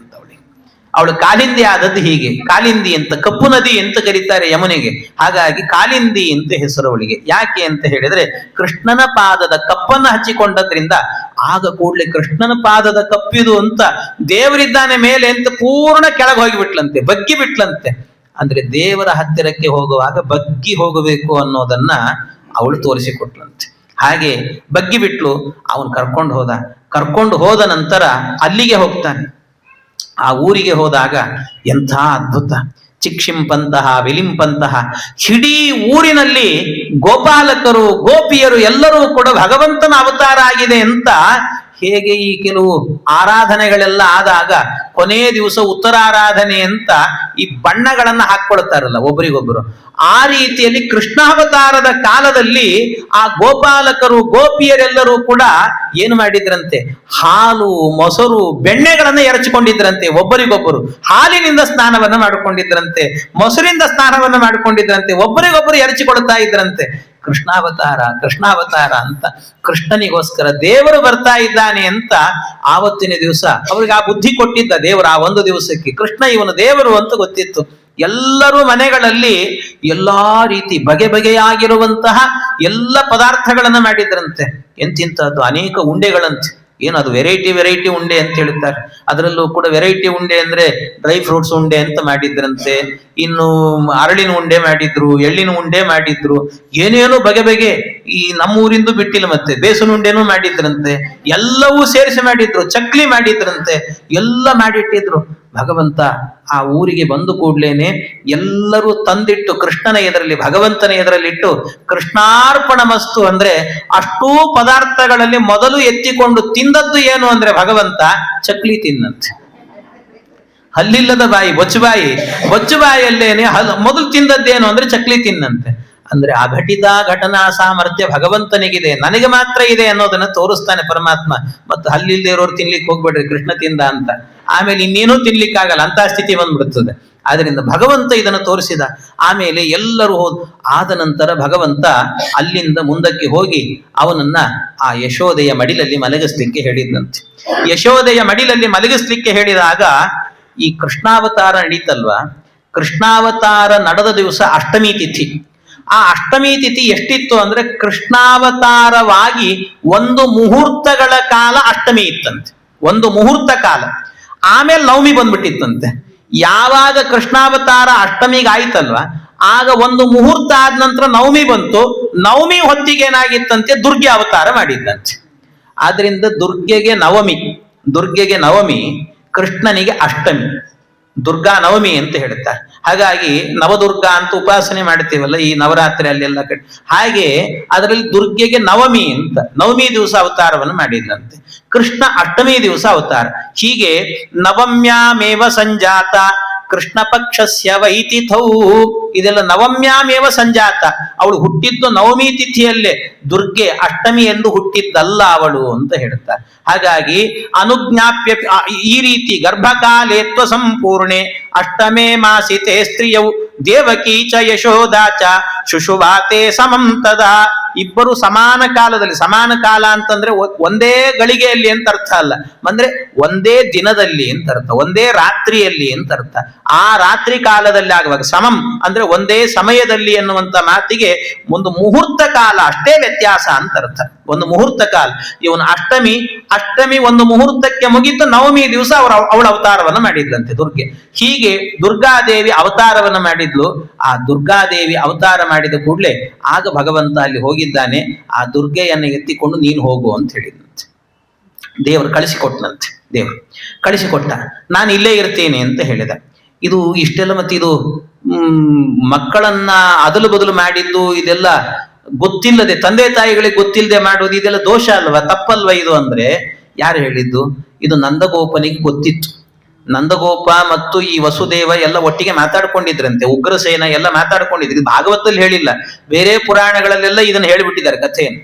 ಸ್ಕಂದ ಪುರಾಣದಲ್ಲಿ ಹೇಳ್ತಾರೆ, ಪದ್ಮ ಪುರಾಣದಲ್ಲಿ ಹೇಳ್ತಾರೆ, ಬೇರೆ ಬೇರೆ ಪುರಾಣಗಳಲ್ಲಿ ಈ ಕಥೆ ಬಂದಿದೆ. ಹಾಗಾಗಿ ಈ ಉಗ್ರಸೇನ, ನಂದಗೋಪ ಮತ್ತು ವಸುದೇವ ಎಲ್ಲ ಮೊದಲೇ ಮಾತಾಡ್ಕೊಂಡಿದ್ರಂತೆ. ಹೀಗೆ ನಾವು ಬದಲು ಮಾಡ್ಕೊಳ್ಬೇಕು, ಭಗವಂತ ಕೃಷ್ಣನಾಗಿ ಅವತಾರ ಮಾಡ್ತಾನೆ, ನಮ್ಮನ್ನೆಲ್ಲ ಉದ್ಧಾರ ಮಾಡ್ಲಿಕ್ಕೆ ಬರ್ತಾನೆ ಅಂತ ಅವರು ಮಾತಾಡ್ಕೊಂಡಿದ್ರು. ಮೊದಲೇ ಮಾತಾಡಿಕೊಂಡು ಮಾಡಿದ್ದು, ಆದ್ರಿಂದ ಇದು ದೋಷ ಅಲ್ಲ ಅಂತ ಹೇಳ್ತಾರೆ. ಹಾಗೆ ಅರ್ಥ ಮಾಡ್ಕೊಳ್ಬೇಕು. ಈ ರೀತಿಯಲ್ಲಿ ಭಗವಂತ ಅವತಾರ ಮಾಡಿ ಅಲ್ಲಿ ಬಂದ, ಈ ದುರ್ಗೆಯನ್ನು ಕಳಿಸಿಕೊಟ್ಟ. ಬಹಳ ಹೊತ್ತಿಲ್ಲ. ಇದನ್ನ ವಾದರಾಜ ಸ್ವಾಮಿಗಳು ಬಹಳ ಚಮತ್ಕಾರದಿಂದ ಹೇಳುತ್ತಾರೆ.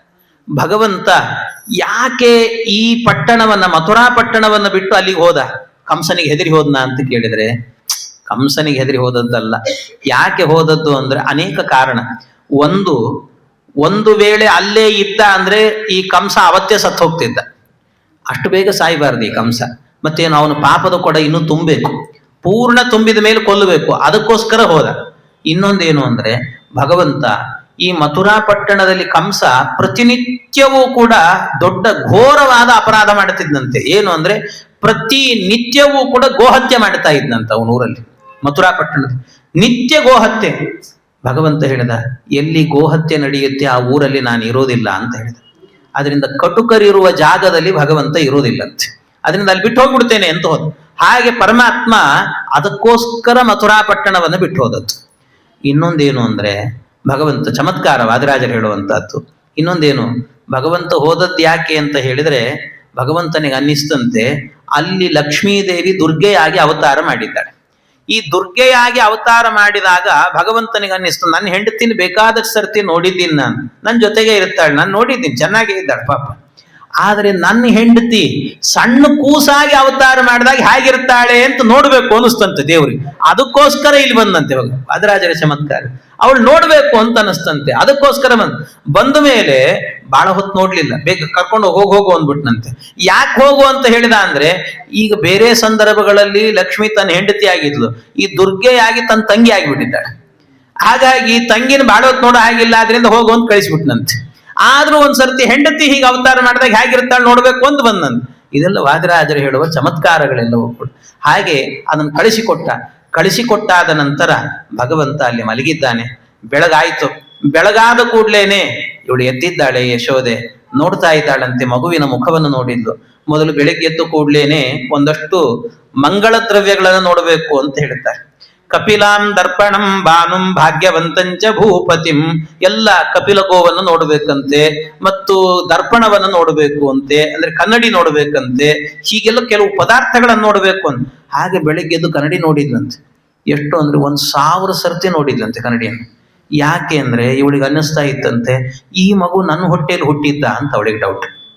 ಯಾಕೆ ಇಷ್ಟು ಮುದ್ದಾಗಿದೆ ಈ ಕೂಸು ಅಂದ್ರೆ, ಪರಮ ಸುಂದರ, ತಲೆ ತುಂಬ ಕೂದಲಂತೆ, ತುಟಿಗಳನ್ನು ನೋಡ್ತಾ ಇದ್ರೆ ಕೆಂಪಾದ ತುಟಿಗಳಂತೆ ಭಗವಂತನದ್ದು, ಎಂತ ತೊಂಡೆ ಹಣ್ಣಿನಂತ ಸುಂದರವಾದಂತ ಕೆಂಪು ತುಟಿ ಅಂತೆ ಅವನದ್ದು, ದೇವರದ್ದು. ನಗತಾ ಇದ್ರೆ ನಗುವಿನಲ್ಲಿ ಏನೋ ಬೆಳಕು ಬರ್ತಿತ್ತಂತೆ. ಎಂಥ ಬೆಳಕಪ್ಪ ಇದು ಅಂತ ಅದು ನೋಡಿ ಕುಣಿಯೋದಂತೆ. ಇಂಥ ದೇವರು ಅಂದ್ರೆ ನನಗಿಂತ ಒಂದು ಕೂಸು ಹುಟ್ಟಿತಲ್ಲ ಅಂತ ಕುಣಿದ್ಲು, ಅತ್ಲು, ನಲದ್ಲು, ಏನೇನು ಮಾಡಿದ್ಲು ಅಂದ್ರು. ಅಷ್ಟು ಆನಂದ ಆಗಿ ಹೋಗಿತ್ತು ಅಂತ. ಹುಟ್ಟಿದ ದಿವಸವೇನೆ ಚಿಗುರೆಲೆ ಇರ್ತದಲ್ಲ, ಈ ವಸಂತ ಕಾಲದ ಚಿಗುರೆಲೆ, ಅದರಂತೆ ಕೂದಲು ಪುಡಿಯಾಗಿರುವಂತ ತಲೆ ತುಂಬಿದಂತ ಕೂದಲಂತೆ, ಅಷ್ಟು ಸುಂದರವಾದಂತ ಕೂದಲುಗಳಿತ್ತು ಅಂತ ಹೇಳ್ತಾರೆ.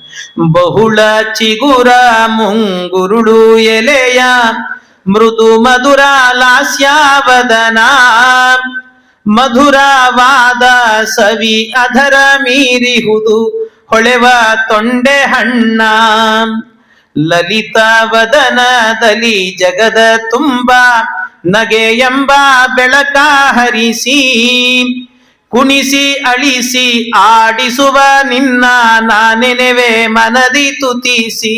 ಎಂಥ ರೂಪ ಭಗವಂತನದ್ದು, ದಿವ್ಯವಾದ ರೂಪವಂತೆ. ನೋಡಿ ನೋಡಿ ಆನಂದವನ್ನು ಪಡ್ತಾ ಇತ್ತಂತೆ. ಹೀಗೆ ಭಗವಂತನ ಅವತಾರ ಎನ್ನುವಂತಹದ್ದು ನಡೆಯಿತು. ಇಷ್ಟು ಕೃಷ್ಣನ ಅವತಾರ ಎನ್ನುವಂತಹದ್ದು ನಡೆದಾಗ ಭಗವಂತನನ್ನ ನೋಡಿ ಆನಂದ ಪಡ್ತಾ ಇದ್ಲು. ಈ ಕಡೆಯಿಂದ ದುರ್ಗಾದೇವಿ ಬಂದಲ್ವ. ದುರ್ಗಾದೇವಿ ಬಂದ ಕೂಡ್ಲೇನೆ ದುರ್ಗೆಯನ್ನ ಬೆಳಿಗ್ಗೆನೆ ನೋಡಿದ. ಮಗು ಅಳ್ತಾ ಇರುವ ಶಬ್ದ ಕೇಳಿಸ್ತು. ಓಡಿ ಹೋದ ಈ ಕಂಸ. ಮಗುವನ್ನ ಕೊಲ್ಲಬೇಕು ಅಂತ ಹೋದಾಗ ನೋಡ್ತಾನೆ ಹೆಣ್ಣು ಮಗು ಹುಟ್ಟಿದೆ. ಅಲ್ಲ, ಆಕಾಶವಾಣಿ ಗಂಡು ಹುಟ್ಟುತ್ತದೆ, ಅದು ನಿನ್ನ ಮೃತ್ಯು ಅಂತ ಹೇಳಿತ್ತು. ಅಯ್ಯೋ, ಬಹುಶಃ ಈಗ ದೇವತೆಗಳು ಸುಳ್ಳು ಹೇಳಲಿಕ್ಕೆ ಶುರು ಮಾಡಿದ್ದಾರೆ ಅಂತ ಅನ್ಕೊಂಡ. ದೈವಮಪ್ಪಿ ಅನೃತಂ ವಕ್ತಿ ಅಂತ ಒಂದ್ಸರ್ತಿ ಅವನು. ದೇವತೆಗಳು, ನಾನು ಬರೀ ಮನುಷ್ಯರು ರಾಕ್ಷಸರು ಸುಳ್ಳು ಹೇಳ್ತಾರೆ ಅಂತ ತಿಳ್ಕೊಂಡಿದ್ದೆ, ಆದ್ರೆ ಈ ದೇವತೆಗಳು ಸುಳ್ಳು ಹೇಳಲಿಕ್ಕೆ ಶುರು ಮಾಡಿದ್ರಲ್ಲ. ದೈವಮಪ್ಯನೃತಂ ಭಕ್ತಿ ನಮರ್ತ್ಯ ಇವ ಏವ ಕೇವಲಂ, ಮನುಷ್ಯರು ಮಾತ್ರ ಅಲ್ಲ, ಎಲ್ಲರೂ ಹೇಳ್ತಿದ್ದಾರೆ ಸುಳ್ಳು ಅಂತ ಅನ್ಕೊಂಡು. ಅದಕ್ಕೆ ಆದ್ರೂ ಪರವಾಗಿಲ್ಲ, ಈ ಮಗುವನ್ನೇ ಕೊಲ್ಲಬೇಕು ಅಂತ ಆ ಮಗುವನ್ನ ಕಾಲ್ ಹಿಡಿದು ಮೇಲೆತ್ತಿ ಹೊಡಿಬೇಕು ಅಂತ ಹೋದ್ರೆ, ಭುವಿ ಭೌಮಾನಿ ಭೂತಾನಿ ಯಥಾಯಾಂತ್ಯಪಯಾಂತಿ ಚ ನಾಯಮಾತ್ಮ ತತೈತೇಶು ವಿಪರ್ಯೇತಿ ಯಥೈವ ಭೂಹು. ಆ ಕೂಡ್ಲೆ ಏನ್ ಮಾಡಿತಂತೆ, ಆ ಕೂಸು ಮೇಲೆ ಹಾರಿತದು. ಕೂಸು ಮೇಲೆ ಹಾರಿ ಅಷ್ಟ ಬಾಹುಗಳಂತೆ, 8 ಬಾಹುಗಳಲ್ಲೂ ಕೂಡ 8 ಆಯುಧಗಳನ್ನು ಹಿಡ್ಕೊಂಡು ಆ ಕೂಸು ಅಲ್ಲಿಂದಲೇ ಹೇಳ್ತಂತೆ, ಎಲ್ಲಾ ಕಂಸ, ನಿನ್ನನ್ನ ಕೊಲ್ಲುವಂತ ಮೃತ್ಯು ನಾನಲ್ವೋ, ನಿನ್ನ ಕೊಲ್ಲುವಂತ ಮೃತ್ಯು ಈಗಾಗಲೇ ಬೇರೆ ಕಡೆ ಬೆಳೀತಾ ಇದೆ ಅದು ಅಂತ ಹೇಳಿಬಿಡ್ತಂತ ಆ ಕೂಸು. ಅಷ್ಟು ಹೇಳಿ ಹೊರಟೋಗಿ ಬಿಡ್ತದೆ. ಅದು ಹೊರಟೋಯ್ತು ಅಂತ ಎಲ್ರು ಅನ್ಕೊಂಡ್ರು. ಆದ್ರೆ ಯಾರ ಕಣ್ಣಿಗೂ ಕಾಣದಂತೆ ಅದೃಶ್ಯಳಾಗಿ ವಸುದೇವ ದೇವಕಿಯರ ಜೊತೆಗೆ ಇದ್ದಂತೆ. ಯಾಕೆ ಅಂದ್ರೆ ಅವಳಿಗೆ ತಾಯ್ತನದ ಆನಂದವನ್ನು ಕೊಡಬೇಕಲ್ಲ.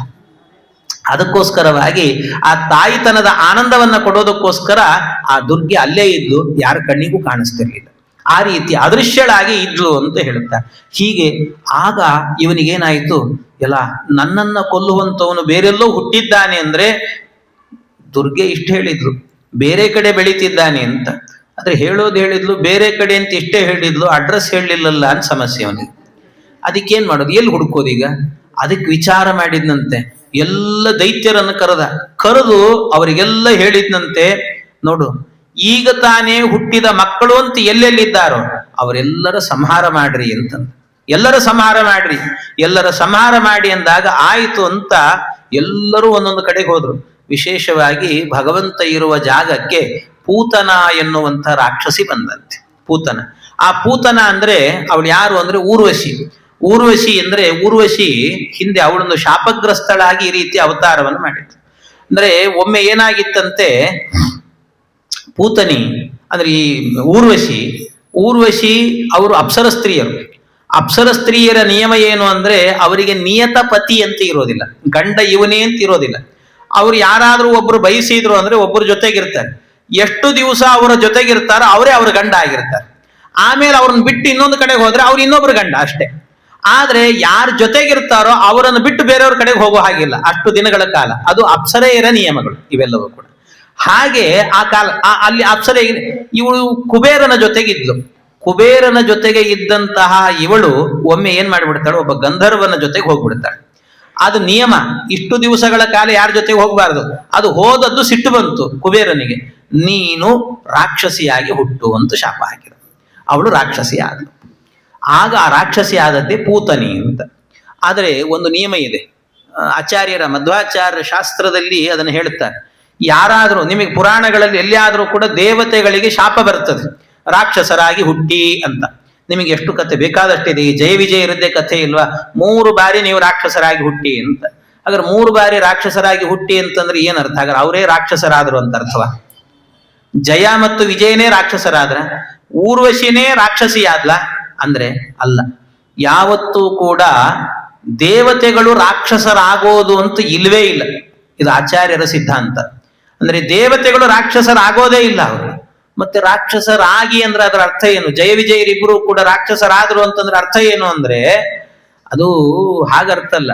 ನ ದೇವಾನಾಂ ನ ದೇವೀನಾಂ ಸಾಮಸ್ತೇನ ಭುವಿರ್ಜನಿ ಅಂತ. ಅಂದ್ರೆ ದೇವತೆಗಳೆಲ್ಲರೂ ಕೂಡ ಅಲ್ಲಿಂದ ಬಂದ್ರು ಅಂದ್ರೆ ಅವರು ಪೂರ್ಣವಾಗಿ ಬಂದು ಅದೇ ಆಗಿಬಿಡ್ತಾರೆ ಅಥವಾ ಪೂರ್ಣ ಅಲ್ಲಿಂದ ಬಂದ್ಬಿಡ್ತಾರೆ ಅಂತ ಅರ್ಥ ಅಲ್ಲ. ಮತ್ತೇನರ್ಥ ಅಂದ್ರೆ ರಾಕ್ಷಸನಾಗು ಅಂದ್ರೆ ಅದರ ಅರ್ಥ ರಾಕ್ಷಸರ ದೇಹದ ಒಳಗೆ ಪ್ರವೇಶ ಮಾಡು ಅಂತ ಅಷ್ಟೇ ಅರ್ಥ.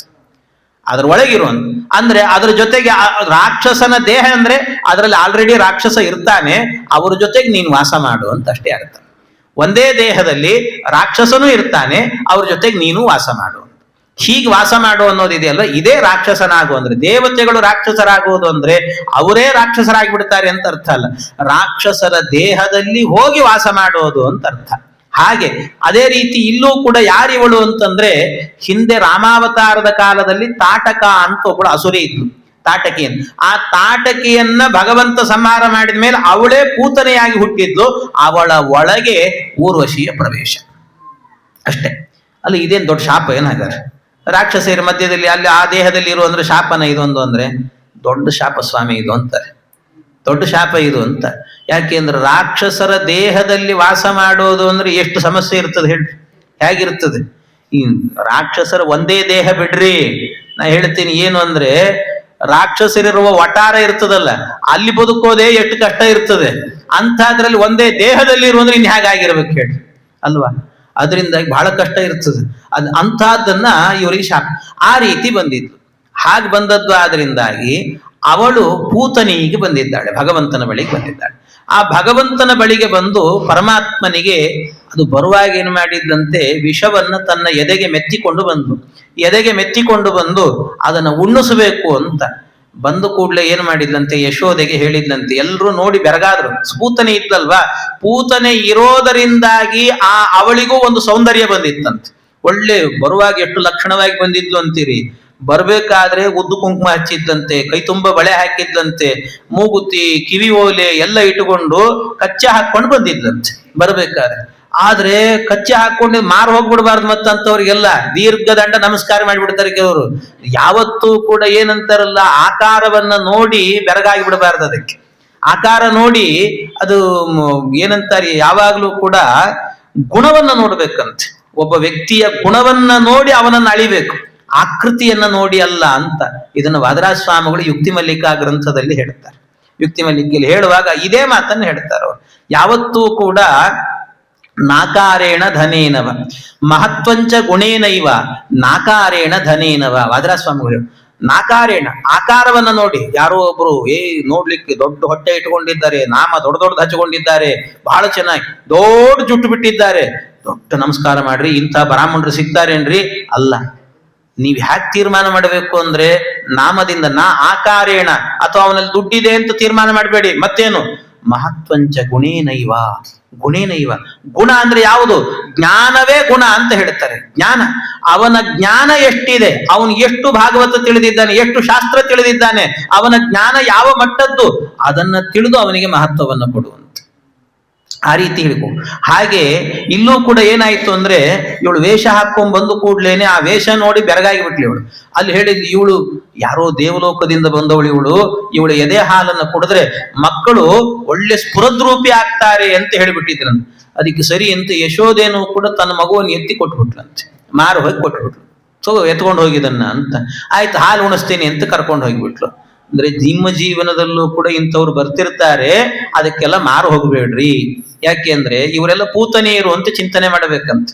ಇವತ್ತು ನೀವು ನೋಡ್ರಿ, ಈ ಏನಂತಾರೆ ಸಿನಿಮಾಗಳಲ್ಲೆಲ್ಲ ಈ ಕೆಲವು ಏನಂತಾರೆ ಈ ನಟಿಯರು ಇರ್ತಾರಲ್ಲ, ಅವರೆಲ್ಲ ಹಾಕಬಾರ್ದ ಬಟ್ಟೆನೆ ಹಾಕೊಂಡಿರ್ತಾರೆ. ಆದ್ರೆ ಯಾವತ್ತೋ ಒಂದೊಂದ್ಸರ್ತಿ ದೇವತೆಯ ಪಾರ್ಟ್ ಮಾಡಬೇಕು ಅಂದ್ರೆ ಉದ್ದು ಕುಂಕುಮ ಹಚ್ಚಿ ಕಚ್ಚೆ ಹಾಕಿ ಮಾಡಿ ಎಲ್ಲ ಮಾಡ್ಬಿಟ್ಟಿರ್ತಾರೆ. ಅವ್ರ ದೇವರು ಅಂತ ನಮಸ್ಕಾರ ಮಾಡ್ಲಿಕ್ಕೆ ಹೋಗ್ಬೇಡ್ರಿ, ನೀವು ಪೂತನೆ ಅಂತ ಚಿಂತನೆ ಮಾಡ್ರಿ ಅಂತ ಹೇಳ್ತಾರೆ. ಅದನ್ನ ಅವರೆಲ್ಲ ಪೂತನೆಯರು ಅಂತ ಹಾಗೆ ಅರ್ಥ ಮಾಡ್ಕೊಳ್ಬೇಕು. ಆ ರೀತಿ ಆ ಭಗವಂತ ಅವನನ್ನು ಎತ್ಕೊಂಡು ಹೋದ್ರೆ ಪರಮಾತ್ಮ ಏನು ಮಾಡಿದ್ನಂತೆ, ಹೋದ ಕೂಡ್ಲೆ ಎದೆಯಲ್ಲಿರುವ ವಿಷವನ್ನ ಉಣ್ಣಿಸಬೇಕು ಅಂತ ಹೋದ್ರೆ ದೇವರೇನು ಮಾಡಿದ, ಪರಮಾತ್ಮ ವಿಷವನ್ನ ಹೇಗೆ ಹಾಕಬೇಕು ಅಂತ ನಿನಗೆ ಗೊತ್ತಿಲ್ಲ, ನಾನ್ ಮಾಡ್ತೇನೆ ನೋಡು ಅಂತ ವಿಷವನ್ನ ತಾನೇ ಎಳೆದ್ನಂತೆ, ಬಾಯಿಗೆ ಎಳ್ಕೊಂಡ. ಬಾಯಿಗೆ ಎಳೆದುಕೊಂಡು ತಾನೇ ಒಂದ್ಸರ್ತಿ ಊದಿದ್ನಂತೆ, ಇಂಜೆಕ್ಷನ್ ಮಾಡ್ತಾರಲ್ಲ ಹಾಗೆ ಇಂಜೆಕ್ಟ್ ಮಾಡಿದ ಕೂಡಲೇ ಅವಳ ದೇಹದ ಒಳಗೆ ಹೋಯ್ತು ಆ ವಿಷ ದೇಹದ ಒಳಗೆ ಹೋದ ಕೂಡಲೇ ಇಡೀ ದೇಹ ವ್ಯಾಪಿಸಿಕೊಂಡು ತನ್ನ ರೂಪ ಅವಳಿಗೆ ಬಂತಂತೆ.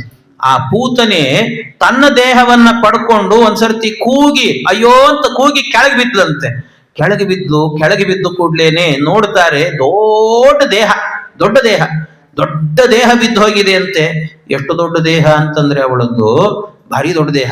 ಅವಳು ಬಿದ್ದಾಗ ಎಷ್ಟು ದೊಡ್ಡದಿತ್ತು ಅಂದ್ರೆ, ಅವಳ ಪಾದ ಹುಬ್ಬಳ್ಳಿಯಲ್ಲಿದ್ರೆ ಅವಳ ತಲೆ ಹಾವೇರಿಯಲ್ಲಿ ಇತ್ತಂತೆ.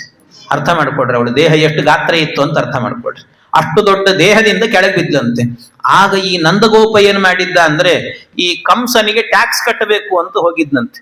ಅವನು ಮಥುರಾಪಟ್ಟಣಕ್ಕೆ ಹೋಗಿದ್ದ, ಅಲ್ಲಿಂದ ಬರ್ತಿದ್ನಂತೆ. ಬರ್ಬೇಕಾದ್ರೆ ಏನಾಗಿತ್ತು, ದಾರಿಯಲ್ಲಿ ಅವನಿಗೇನೋ ಒಂದು ಮರ ಬಿದ್ದು ಹೋಗಿತ್ತು. ಪಾಪ ಮರ ಬಿದ್ದು ಹೋಗಿ ಬಂಡಿ ತರ್ಲಿಕ್ಕಾಗ್ಲಿಲ್ಲ. ಅದನ್ನ ಬಿಟ್ಟು ಆ ಮರದ ದಿನ್ನೆ ಇರ್ತದಲ್ಲ, ಅದನ್ನ ಹತ್ತಿ ಇಳಿದು ಮಾಡಿ ಒದ್ದಾಡ್ಕೊಂಡು ಬಂದಂತೆ. ಬಂದಾದ ಮೇಲೆ ಯಾರೋ ಹೇಳಿದ್ರಂತೆ, ನೀ ಬರುವಾಗ ಮರ ಬಿದ್ದಿತ್ತು ಅಂತ ತಿಳಿದಿಯಲ್ಲ, ಅದು ಮರ ಅಲ್ಲ, ಅದು ಪೂತನೆ ಕಿರುಬೆರಳು ಅಂತ ಅಂದಿದ್ರಂತೆ. ಅಂದ್ರೆ ಅರ್ಥ ಮಾಡ್ಕೊಳ್ಳಿ ಅವಳ ದೇಹ ಎಷ್ಟು ಅಂತ. ಹಾಗೆ ಅಷ್ಟು ದೊಡ್ಡ ದೇಹದಿಂದ ಬಿದ್ದಿದ್ಲಂತವಳು. ಅಂತಹದನ್ನೆಲ್ಲ ದಾಟಿ ಬಂದಿದ್ದ ಇವನು. ಹೀಗೆ ಪೂತನೆಯನ್ನು ಸಂಹಾರ ಮಾಡಿದ ಭಗವಂತ. ಪೂತನೆಯ ಸಂಹಾರ ಆದ ಕೂಡಲೇ ಭಗವಂತನಿಗೆ ಒಂದು ನಾಮಕರಣ ಆಯ್ತಂತೆ. ಪರಮಾತ್ಮನಿಗೆ ನಾಮಕರಣ ಏನು ಅಂದ್ರೆ ಪೂತನ ಜೀವಿತಾಹಾರಿ ಅಂತ ಒಂದು ನಾಮಕರಣ ಆಯ್ತು. ದೇವರು ಅನ್ಕೊಂಡಂತೆ, ಇವು ಎಷ್ಟು ದಿವಸ ಆಯ್ತಲ್ಲ ನನಗಿನ್ನೂ ನಾಮಕರಣ ಮಾಡ್ತಾ ಇಲ್ಲಲ್ಲ ಅಂತ. ಯಾಕೆ ಅಂತಂದ್ರೆ ನನಗೆ ನಾಮಕರಣ ನನಾಮ ಕುರುವಂತಿ ಮಮೇತಿ ನೂನಂ, ಇವ್ರು ಯಾರು ನನಗೆ ನಾಮಕರಣ ಮಾಡ್ತಿಲ್ಲ, ಅದಕ್ಕೆ ನಾನೇ ಮಾಡ್ಕೊಡ್ತೀನಿ ಅಂತ ಪೂತನೆ ಸಂಹಾರ ಮಾಡಿದ. 7ನೇ ದಿವಸಕ್ಕೆ ನಾಮಕರಣ ಆಗೋಯ್ತಂತೆ. ಸಾಮಾನ್ಯ 11ನೇ ದಿವಸಕ್ಕೆ ಮಾಡಬೇಕು, ಇವನು 7ಕ್ಕೆ ಮಾಡ್ಕೊಂಡ. ಯಾಕೆ 11ರ ತನಕ ಕಾಯ್ಲಿಲ್ಲ ಅಂದ್ರೆ, ಅಲ್ಲ 11ನೇ ದಿನಕ್ಕೆ ನಾಮಕರಣ ಆದ್ರೂ ಕೂಡ ಮನೆಯಲ್ಲಿ ಅದ್ರ ಬಗ್ಗೆ ಚರ್ಚೆ ಆದ್ರೂ ಮಾಡ್ಬೇಕಲ್ಲ. ಏನ್ ಹೆಸರಿಡಬೇಕಾದ್ರೆ ಬಹಳ ವಿಚಾರ ಮಾಡ್ತಿರ್ತಾರೆ.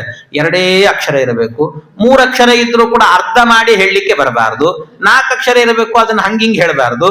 ಯಾಕೆಂದ್ರೆ ಎಲ್ರು ಏನ್ ಹೆಸರಿಟ್ರು ಕೂಡ ನಾವು ಅದನ್ನ ಅರ್ಧ ಮಾಡೇ ಹೇಳೋದು. ಕೃಷ್ಣಮೂರ್ತಿ ಅಂತ ಹೆಸರಿಟ್ಟಿರ್ತಾರೆ, ಅದ್ ಕರೆಯೋದು ಮಾತ್ರ ಕಿಟ್ಟಿ ಅಂತಲೇ ಕರೀತಾರೆ. ಹಂಗೆ ಅದನ್ನ ಅರ್ಧ ಮಾಡ್ಲಿಕ್ಕೂ ಆಗಿರಬಾರ್ದು, ಹಂಗಿಡ್ಬೇಕು. ಏನ್ ವಿಚಾರ ಮಾಡ್ಬೇಕಲ್ಲ, ವಿಚಾರವೇ ಇಲ್ಲ ಮನೆಯಲ್ಲಿ. ಅದಕ್ಕೆ ದೇವರು ಅನ್ಕೊಂಡ, ಇವ್ರು ಯಾಕೋ ನನ್ನ ಬಗ್ಗೆ ವಿಚಾರ ಮಾಡ್ತಿಲ್ಲ, ನಾನೇ ನಾಮಕರಣ ಮಾಡಿಕೊಳ್ಬೇಕು ಅಂತ ದೇವರು ನಾಮಕರಣ ಮಾಡಿಕೊಂಡ ಭಗವಂತ. ಪೂತನ ಜೀವಿತಾಹಾರಿ ಅಂತ ಹೆಸರು ಬಂತು ಪರಮಾತ್ಮನಿಗೆ. ಆಯ್ತು. ಆಮೇಲೆ ವಿಚಾರ ಮಾಡಿದ್ರು, ಯಾಕೋ ಏನೋ ಒಬ್ಬ ದೈತ್ಯಳು ಬಂದಿದ್ಲು, ನಮ್ಮ ಕೂಸಿಗೆ ಏನೋ ಮಾಡ್ತಾ ಇದ್ಲು ಕಾಣುತ್ತದೆ. ಅದಕ್ಕೆ ಭಗವಂತನಿಗೆ ಏನಾದ್ರೂ ಮಾಡಿ ಒಂದು ಆದಷ್ಟು ಅವನ್ನ ಚೆನ್ನಾಗಿ ನೋಡ್ಕೊಳ್ಬೇಕು, ಅದಕ್ಕೋಸ್ಕರವಾಗಿ ಅವನಿಗೆ ಏನಾದ್ರೂ ಒಳ್ಳೆ ಕತೆ ಹೇಳ್ತಿರಬೇಕು, ಅವನಿಗೆ ಒಳ್ಳೇದನ್ನೇ ಮಾಡ್ತಿರಬೇಕು ಅಂತ ಅನ್ಕೊಂಡ್ರು ಮನಸ್ಸಲ್ಲಿ. ಇಷ್ಟು ಅನ್ಕೊಂಡ್ರು. ಆಮೇಲೆ ಏನಾಯ್ತು ಅಂದ್ರೆ ಇನ್ನು ಸ್ವಲ್ಪ ದಿವಸ ಕಳೀತು. ಇನ್ನು ಸ್ವಲ್ಪ ದಿವಸ ಕಳೆದಾಗ ಆಗ ಉಪನಿಷ್ಕ್ರಮಣ ಅಂತ ಒಂದು ನಡೀತಂತೆ. ಉಪನಿಷ್ಕ್ರಮಣ, ಸಾಮಾನ್ಯ ಉಪನಿಷ್ಕ್ರಮಣ ಅಂತ ಹೇಳಿದ್ರೆ ಅದನ್ನ ಉತ್ಥಾನ ಅಂತ ಹೇಳ್ತಾರೆ, ಉತ್ಥಾನ ಕಾರ್ಯಕ್ರಮ ಅಂತ ಹೇಳ್ತಾರೆ, ಉತ್ಥಾನೋತ್ಸವ ಅಂತ ಕರೀತಾರೆ, ಉಪನಿಷ್ಕ್ರಮಣ ಅಂತ ಕರೀತಾರೆ. ಏನಿದು ಉಪನಿಷ್ಕ್ರಮಣ ಅಂತ ಹೇಳಿದ್ರೆ ಅಂದ್ರೆ, ಈ ಮಗು ಹುಟ್ಟುತ್ತದಲ್ಲ, ಮಗು ಹುಟ್ಟಿದ ಮೇಲೆ ಸಾಮಾನ್ಯ 12ನೇ ದಿವಸ ಅಥವಾ 15 ದಿವಸದ ಒಳಗೆ, 15 ದಿವಸದ ಒಳಗೆ ಒಂದು ಸರ್ತಿ ಮನೆ ಒಳಗೆ ಇರುವಂತ ಕೂಸನ್ನ ಮೊದಲ ಬಾರಿಗೆ ಹೊರಗೆ ಕರ್ಕೊಂಡು ಬಂದು ಸೂರ್ಯನ ದರ್ಶನವನ್ನ ಮಾಡಿಸಬೇಕು. ಸೂರ್ಯನ ದರ್ಶನವನ್ನ ಮಾಡಿಸಿ ಆಮೇಲೆ ಒಂದು ಹತ್ತಿರದಲ್ಲಿ ಇರುವಂತ ಒಂದು ದೇವಸ್ಥಾನಕ್ಕೆ ಹೋಗಬೇಕು. ದೇವಸ್ಥಾನಕ್ಕೆ ಹೋಗಿ ದೇವರ ಮುಂದೆ ಆ ಮಗುವನ್ನ ಮಲಗಿಸಬೇಕಂತೆ. ದೇವರ ಮುಂದೆ ಮಗುವನ್ನ ಮಲಗಿಸಿ ಆ ಮಗುವನ್ನ ದೇವರ ಮುಂದೆ ಇಟ್ಟು ದೇವರಿಗೆ ಅರ್ಪಣೆ ಮಾಡಬೇಕಂತೆ. ದೇವರೇ, ನೀನ್ ಕೊಟ್ಟದ್ದು ನಿನಗೆ ಅರ್ಪಿತ ಅಂತ ಸಮರ್ಪಯಾಂಬ ಭೂವ ಅಂತ ಅವರಿಗೆ ಸಮರ್ಪಣೆ ಮಾಡಬೇಕಂತೆ. ಒಂದ್ಸರ್ತಿ ಸಮರ್ಪಣೆ, ಹೀಗೆ ಸಮರ್ಪಣೆಯನ್ನು ಮಾಡಿ, ಅಂದ್ರೆ ದೇವರು ಕೊಟ್ಟದ್ದು ಅಂತ ದೇವರಿಗೆ ಸಮರ್ಪಣೆ, ದೇವರು ಕೂಸಿದು ಅಂತ. ಯಾಕೆಂದ್ರೆ ಆ ಮಗುವನ್ನು ನಾವು ರಕ್ಷಣೆ ಮಾಡ್ಲಿಕ್ಕಾಗ್ತದ? ಮುಂದೆ ಬೆಳಿಬೇಕಾದ್ರೆ ಅದು ಯಾವಾಗ ಎಲ್ಲಿರ್ತದೋ ಏನಾಗ್ತಿರ್ತದೋ ನಮ್ದಲ್ಲ. ಎಲ್ಲಾ ಕಾಲದಲ್ಲೂ ಕೂಡ ರಕ್ಷಣೆ ಮಾಡುವಂತವನು ಯಾರು ಅಂದ್ರೆ ಭಗವಂತ ರಕ್ಷಣೆ ಮಾಡ್ತಾನೆ, ಪರಮಾತ್ಮ ರಕ್ಷಣೆ ಮಾಡ್ತಾನಂತೆ. ನಾವೆಲ್ಲ ರಕ್ಷಣೆ ಮಾಡೋದು. ಹೊತ್ತಿಗೆ ನಾವು ಊಟಕ್ಕೆ ಹಾಕ್ತೀವಿ ಇಲ್ಲೋ ಗೊತ್ತಿಲ್ಲ, ಇದ್ದಕ್ಕಿದ್ದಾಗೆ ನಾವೇ ಹೋಗ್ಬಿಟ್ರೆ ಮಗುನ್ ನೋಡ್ಕೊಳ್ಳೋರು ಯಾರು? ಆದ್ರೆ ಆ ಕಾಲಕ್ಕೆ ಭಗವಂತ ಒಂದು ವ್ಯವಸ್ಥೆ ಮಾಡಿರ್ತಾನಂತೆ. ಕೂಸನ್ನು ನೋಡ್ಕೊಳ್ಳಿಕ್ಕೆ ಅಂತ ಯಾರೋ ಬಂದಿರ್ತಾರೆ, ಎಲ್ಲೋ ಒಂದು ಕಡೆಯಲ್ಲಿ ಆ ಮಗು ಬೆಳೆಯುವಂತೆ ಮಾಡ್ತಾರಂತೆ. ನಿಮ್ಗೆ ಸುಮ್ಮನೆ ಒಂದು ವಿಚಿತ್ರ ಹೇಳ್ತೇನೆ ನಾನು. ನಮ್ಮ ಉಡುಪಿಯಲ್ಲಿ ಒಂದು ಏನಾಗಿತ್ತು, ಪರ್ಯಾಯದ ಕಾಲ, ಅದು ನಮ್ಮ ಗುರುಗಳ ಪರ್ಯಾಯದ ಕಾಲ. ಆ ಪರ್ಯಾಯದ ಕಾಲದಲ್ಲಿ ಯಾರೋ ಏನೋ ಹುಟ್ಟಿದ ಕೂಸು, 2 ತಿಂಗಳ ಕೂಸು, 2 ತಿಂಗಳದ ಕೂಸನ್ನ ಪರ್ಯಾಯ ಮಠದಲ್ಲಿ ಬಂದು ಆ ಕೂಸನ್ನ ಅಲ್ಲಿ ಇಟ್ಟು ಹೋಗ್ಬಿಟ್ಟಿದ್ರು, ಕೃಷ್ಣ ಮಠದಲ್ಲಿ ಇಟ್ಟು ಹೋಗ್ಬಿಟ್ಟಿದ್ದಾರೆ. ಯಾರು ಅಂತಲೇ ಗೊತ್ತಿಲ್ಲ, ಮಗು ಯಾರು ಅಂತಲೇ ಗೊತ್ತಿಲ್ಲ. ಆ ಮಗುವನ್ನ ನಮ್ಮ ಇವತ್ತಿನ ಪೇಜಾವರ ಶ್ರೀಪಾದರು ವಿಶ್ವಪ್ರಸನ್ನ ತೀರ್ಥರು ಅದನ್ನು ಎತ್ತಿಕೊಂಡು ಆ ಮಗುವನ್ನು ಕರ್ಕೊಂಡು ಬಂದು ಅದಕ್ಕೇನು ಬೇಕು ಆರೈಕೆಗಳನ್ನೆಲ್ಲ ಮಾಡಿ ಅವರಲ್ಲೇ ಒಂದು ಪ್ರಹ್ಲಾದ ನಿಲಯ, ಅಂದ್ರೆ ಪ್ರಹ್ಲಾದ ವಿದ್ಯಾರ್ಥಿ ನಿಲಯ ಅಂತ ಒಂದು ಮಾಡಿದ್ರು. ಇಲ್ಲಿ ಧಾರವಾಡದಲ್ಲ, ಅಲ್ಲಿ ಪ್ರಹ್ಲಾದ ಗುರುಕುಲ ಅಂತ ಒಂದು ಉಡುಪಿಯಲ್ಲಿ. ಅಲ್ಲಿ ಆ ಮಗುವನ್ನ ಬೆಳೆಸಿ ಓದಿಸಿ ಇವತ್ತು ಆ ಹುಡುಗ ವಾದಿರಾಜ ಅಂತ ಅವನಿಗೆ ನಾಮಕರಣ ಮಾಡಿ ಸ್ವಾಮಿಗಳೇನೆ ಅವನನ್ನು ವಿದ್ಯಾಪೀಠದಲ್ಲಿ ಓದಿಸ್ತಾ ಇದ್ದಾರೆ. ಆ ಹುಡುಗನನ್ನ, ಅವನಿಗೆ ತಂದೆ ಇಲ್ಲ ತಾಯಿ ಯಾರು ಅಂತಲೇ ಗೊತ್ತಿಲ್ಲ, ಪಾಪ ವಿದ್ಯಾಪೀಠದಲ್ಲಿ ಓದ್ತಾ ಇದೆ ಆ ಕೋರ್ಸ್. ಹೀಗೆ ಅಂದ್ರೆ ಆ ಮಗುವನ್ನು ಅವ್ರು ಬಿಟ್ಟು ಹೋದ್ರು, ಯಾರು ನೋಡ್ಕೊಂಡ್ರು? ಹಾಗಾದ್ರೆ ದೇವನೊಬ್ಬ ಇದ್ದಾನೆ, ಭಗವಂತ ಅಷ್ಟೇ. ಯಾವಾಗ ಯಾರು ಎಲ್ಲಿ ಏನು ಕೊಡ್ತಾರೋ, ಯಾವ ಆಹಾರ ಕೊಡ್ತಾರೋ ಗೊತ್ತಿಲ್ಲ, ಹೇಗಾದ್ರೂ ಒಂದು ರಕ್ಷಣೆ ಮಾಡ್ತಾನಂತೆ ಪರಮಾತ್ಮ. ನಾವು ಅನ್ಕೊಡ್ತೀವಿ ನಮ್ಮ ಸಂಸಾರ ನಾವು ನೋಡ್ಕೊಳ್ತಿದ್ರೆ, ನಾನು ದುಡ್ಡು ತಂದು ಹಾಕಿದ್ರೆ ಇವ್ರು ಬದುಕ್ತಾರೆ, ಇದ್ದಿದ್ರೆ ಏನು ಇವ್ರಿಗೆ 4 ಮಂದಿ ನೋಡ್ಕೊಳ್ಬೇಕಾದ್ರೆ ಇಷ್ಟು ದುರಹಂಕಾರ ಬರ್ತಾ ಇರ್ತದೆ. ನಮ್ದೇನೂ ಇಲ್ಲ ಅಲ್ವಾ, ನಮ್ದೇನೂ ಇಲ್ಲದೆ ಭಗವಂತ ಸದಾ ಕಾಲದಲ್ಲೂ ಕೂಡ ರಕ್ಷಣೆ ಮಾಡ್ತಿರ್ತಾನೆ ಪರಮಾತ್ಮ. ನಾವು ಮಾಡಿದೀವಿ ಅಂತ ತಿಳ್ಕೊಳ್ತೀವಿ ನಾವಷ್ಟೇ. ಅಡವಿಯೊಳಗಾಡುವ ಮೃಗ ಪಕ್ಷಿಗಳಿಗೆಲ್ಲ ಅಲ್ಲಲ್ಲಿ ಆಹಾರ ಇತ್ತವರು ಯಾರೋ, ಹಡೆದ ಜನನಿಯ ತೆರದಿ ಸ್ವಾಮಿ ಹೊಣೆಗೀಡಾಗಿ ಬಿಡದೆ ರಕ್ಷಿಸುವನು, ಇದಕ್ಕೆ ಸಂಶಯವಿಲ್ಲ. ಭಗವಂತ ಎಲ್ಲೆಲ್ಲೋ ರಕ್ಷಣೆ ಮಾಡ್ತಿರ್ತಾನಂತೆ ಪರಮಾತ್ಮ. ಹಾಗೆ ಒಂದೊಂದು ಕಡೆಯಲ್ಲಿ ಒಂದೊಂದು ಜೀವರಾಶಿಗಳನ್ನ ರಕ್ಷಣೆ ಮಾಡುವುದು ಅಂತ ಇರ್ತದೆ ಪರಮಾತ್ಮನದ್ದು. ಹಾಗೆ ದೇವರು ರಕ್ಷಣೆ ಮಾಡ್ತಾನೆ, ಯಾರು ಮಾಡಲಿಲ್ಲ ಅಂದ್ರೂ ದೇವರಿರ್ತಾನೆ ಅಂತ ಆ ನಂಬಿಕೆ ಇರಬೇಕು, ವಿಶ್ವಾಸ ಇರಬೇಕು. ಹಾಗೆ ಭಗವಂತನಿಗಾಗಬೇಕಾದ್ರೆ ಇಲ್ಲೂ ಕೂಡ ಮೊದಲಿಗೆ ಒಂದು ಉಪನಿಷ್ಕ್ರಮಣ ಅಂತ ಮಾಡಿದ್ರು. ಉಪನಿಷ್ಕ್ರಮಣ ಅಂದ್ರೆ ದೇವರಿಗೆ ಸಮರ್ಪಣೆ ಮಾಡೋದು. ಇಷ್ಟು ಮಾಡಿದ ಮೇಲೆ ಇದೆಲ್ಲ ಕ್ರಮ, ಅದು 15 ದಿವಸಕ್ಕೆ ಅಥವಾ 3 ತಿಂಗಳಿಗೆ 4 ತಿಂಗಳಿಗೆ ಹೀಗೆ ಮಾಡಬೇಕು. ದೇವರ ಗುಡಿಗೆ ಹೋಗಿ ಸಮರ್ಪಣೆ ಮಾಡಿ ಆ ದೇವಸ್ಥಾನದಿಂದ ಹಾಗೆ ಬರಬೇಕಾದ್ರೆ ಸೋದರ ಮಾವನ ಮನೆಗೆ ಹೋಗಿ ಬರ್ಬೇಕಂತೆ. ಅದರಿಂದ ಮಗುವಿನ ಆಯುಷ್ಯ ಹೆಚ್ಚುತ್ತೆ ಅಂತ ಶಾಸ್ತ್ರ ಹೇಳುತ್ತದೆ.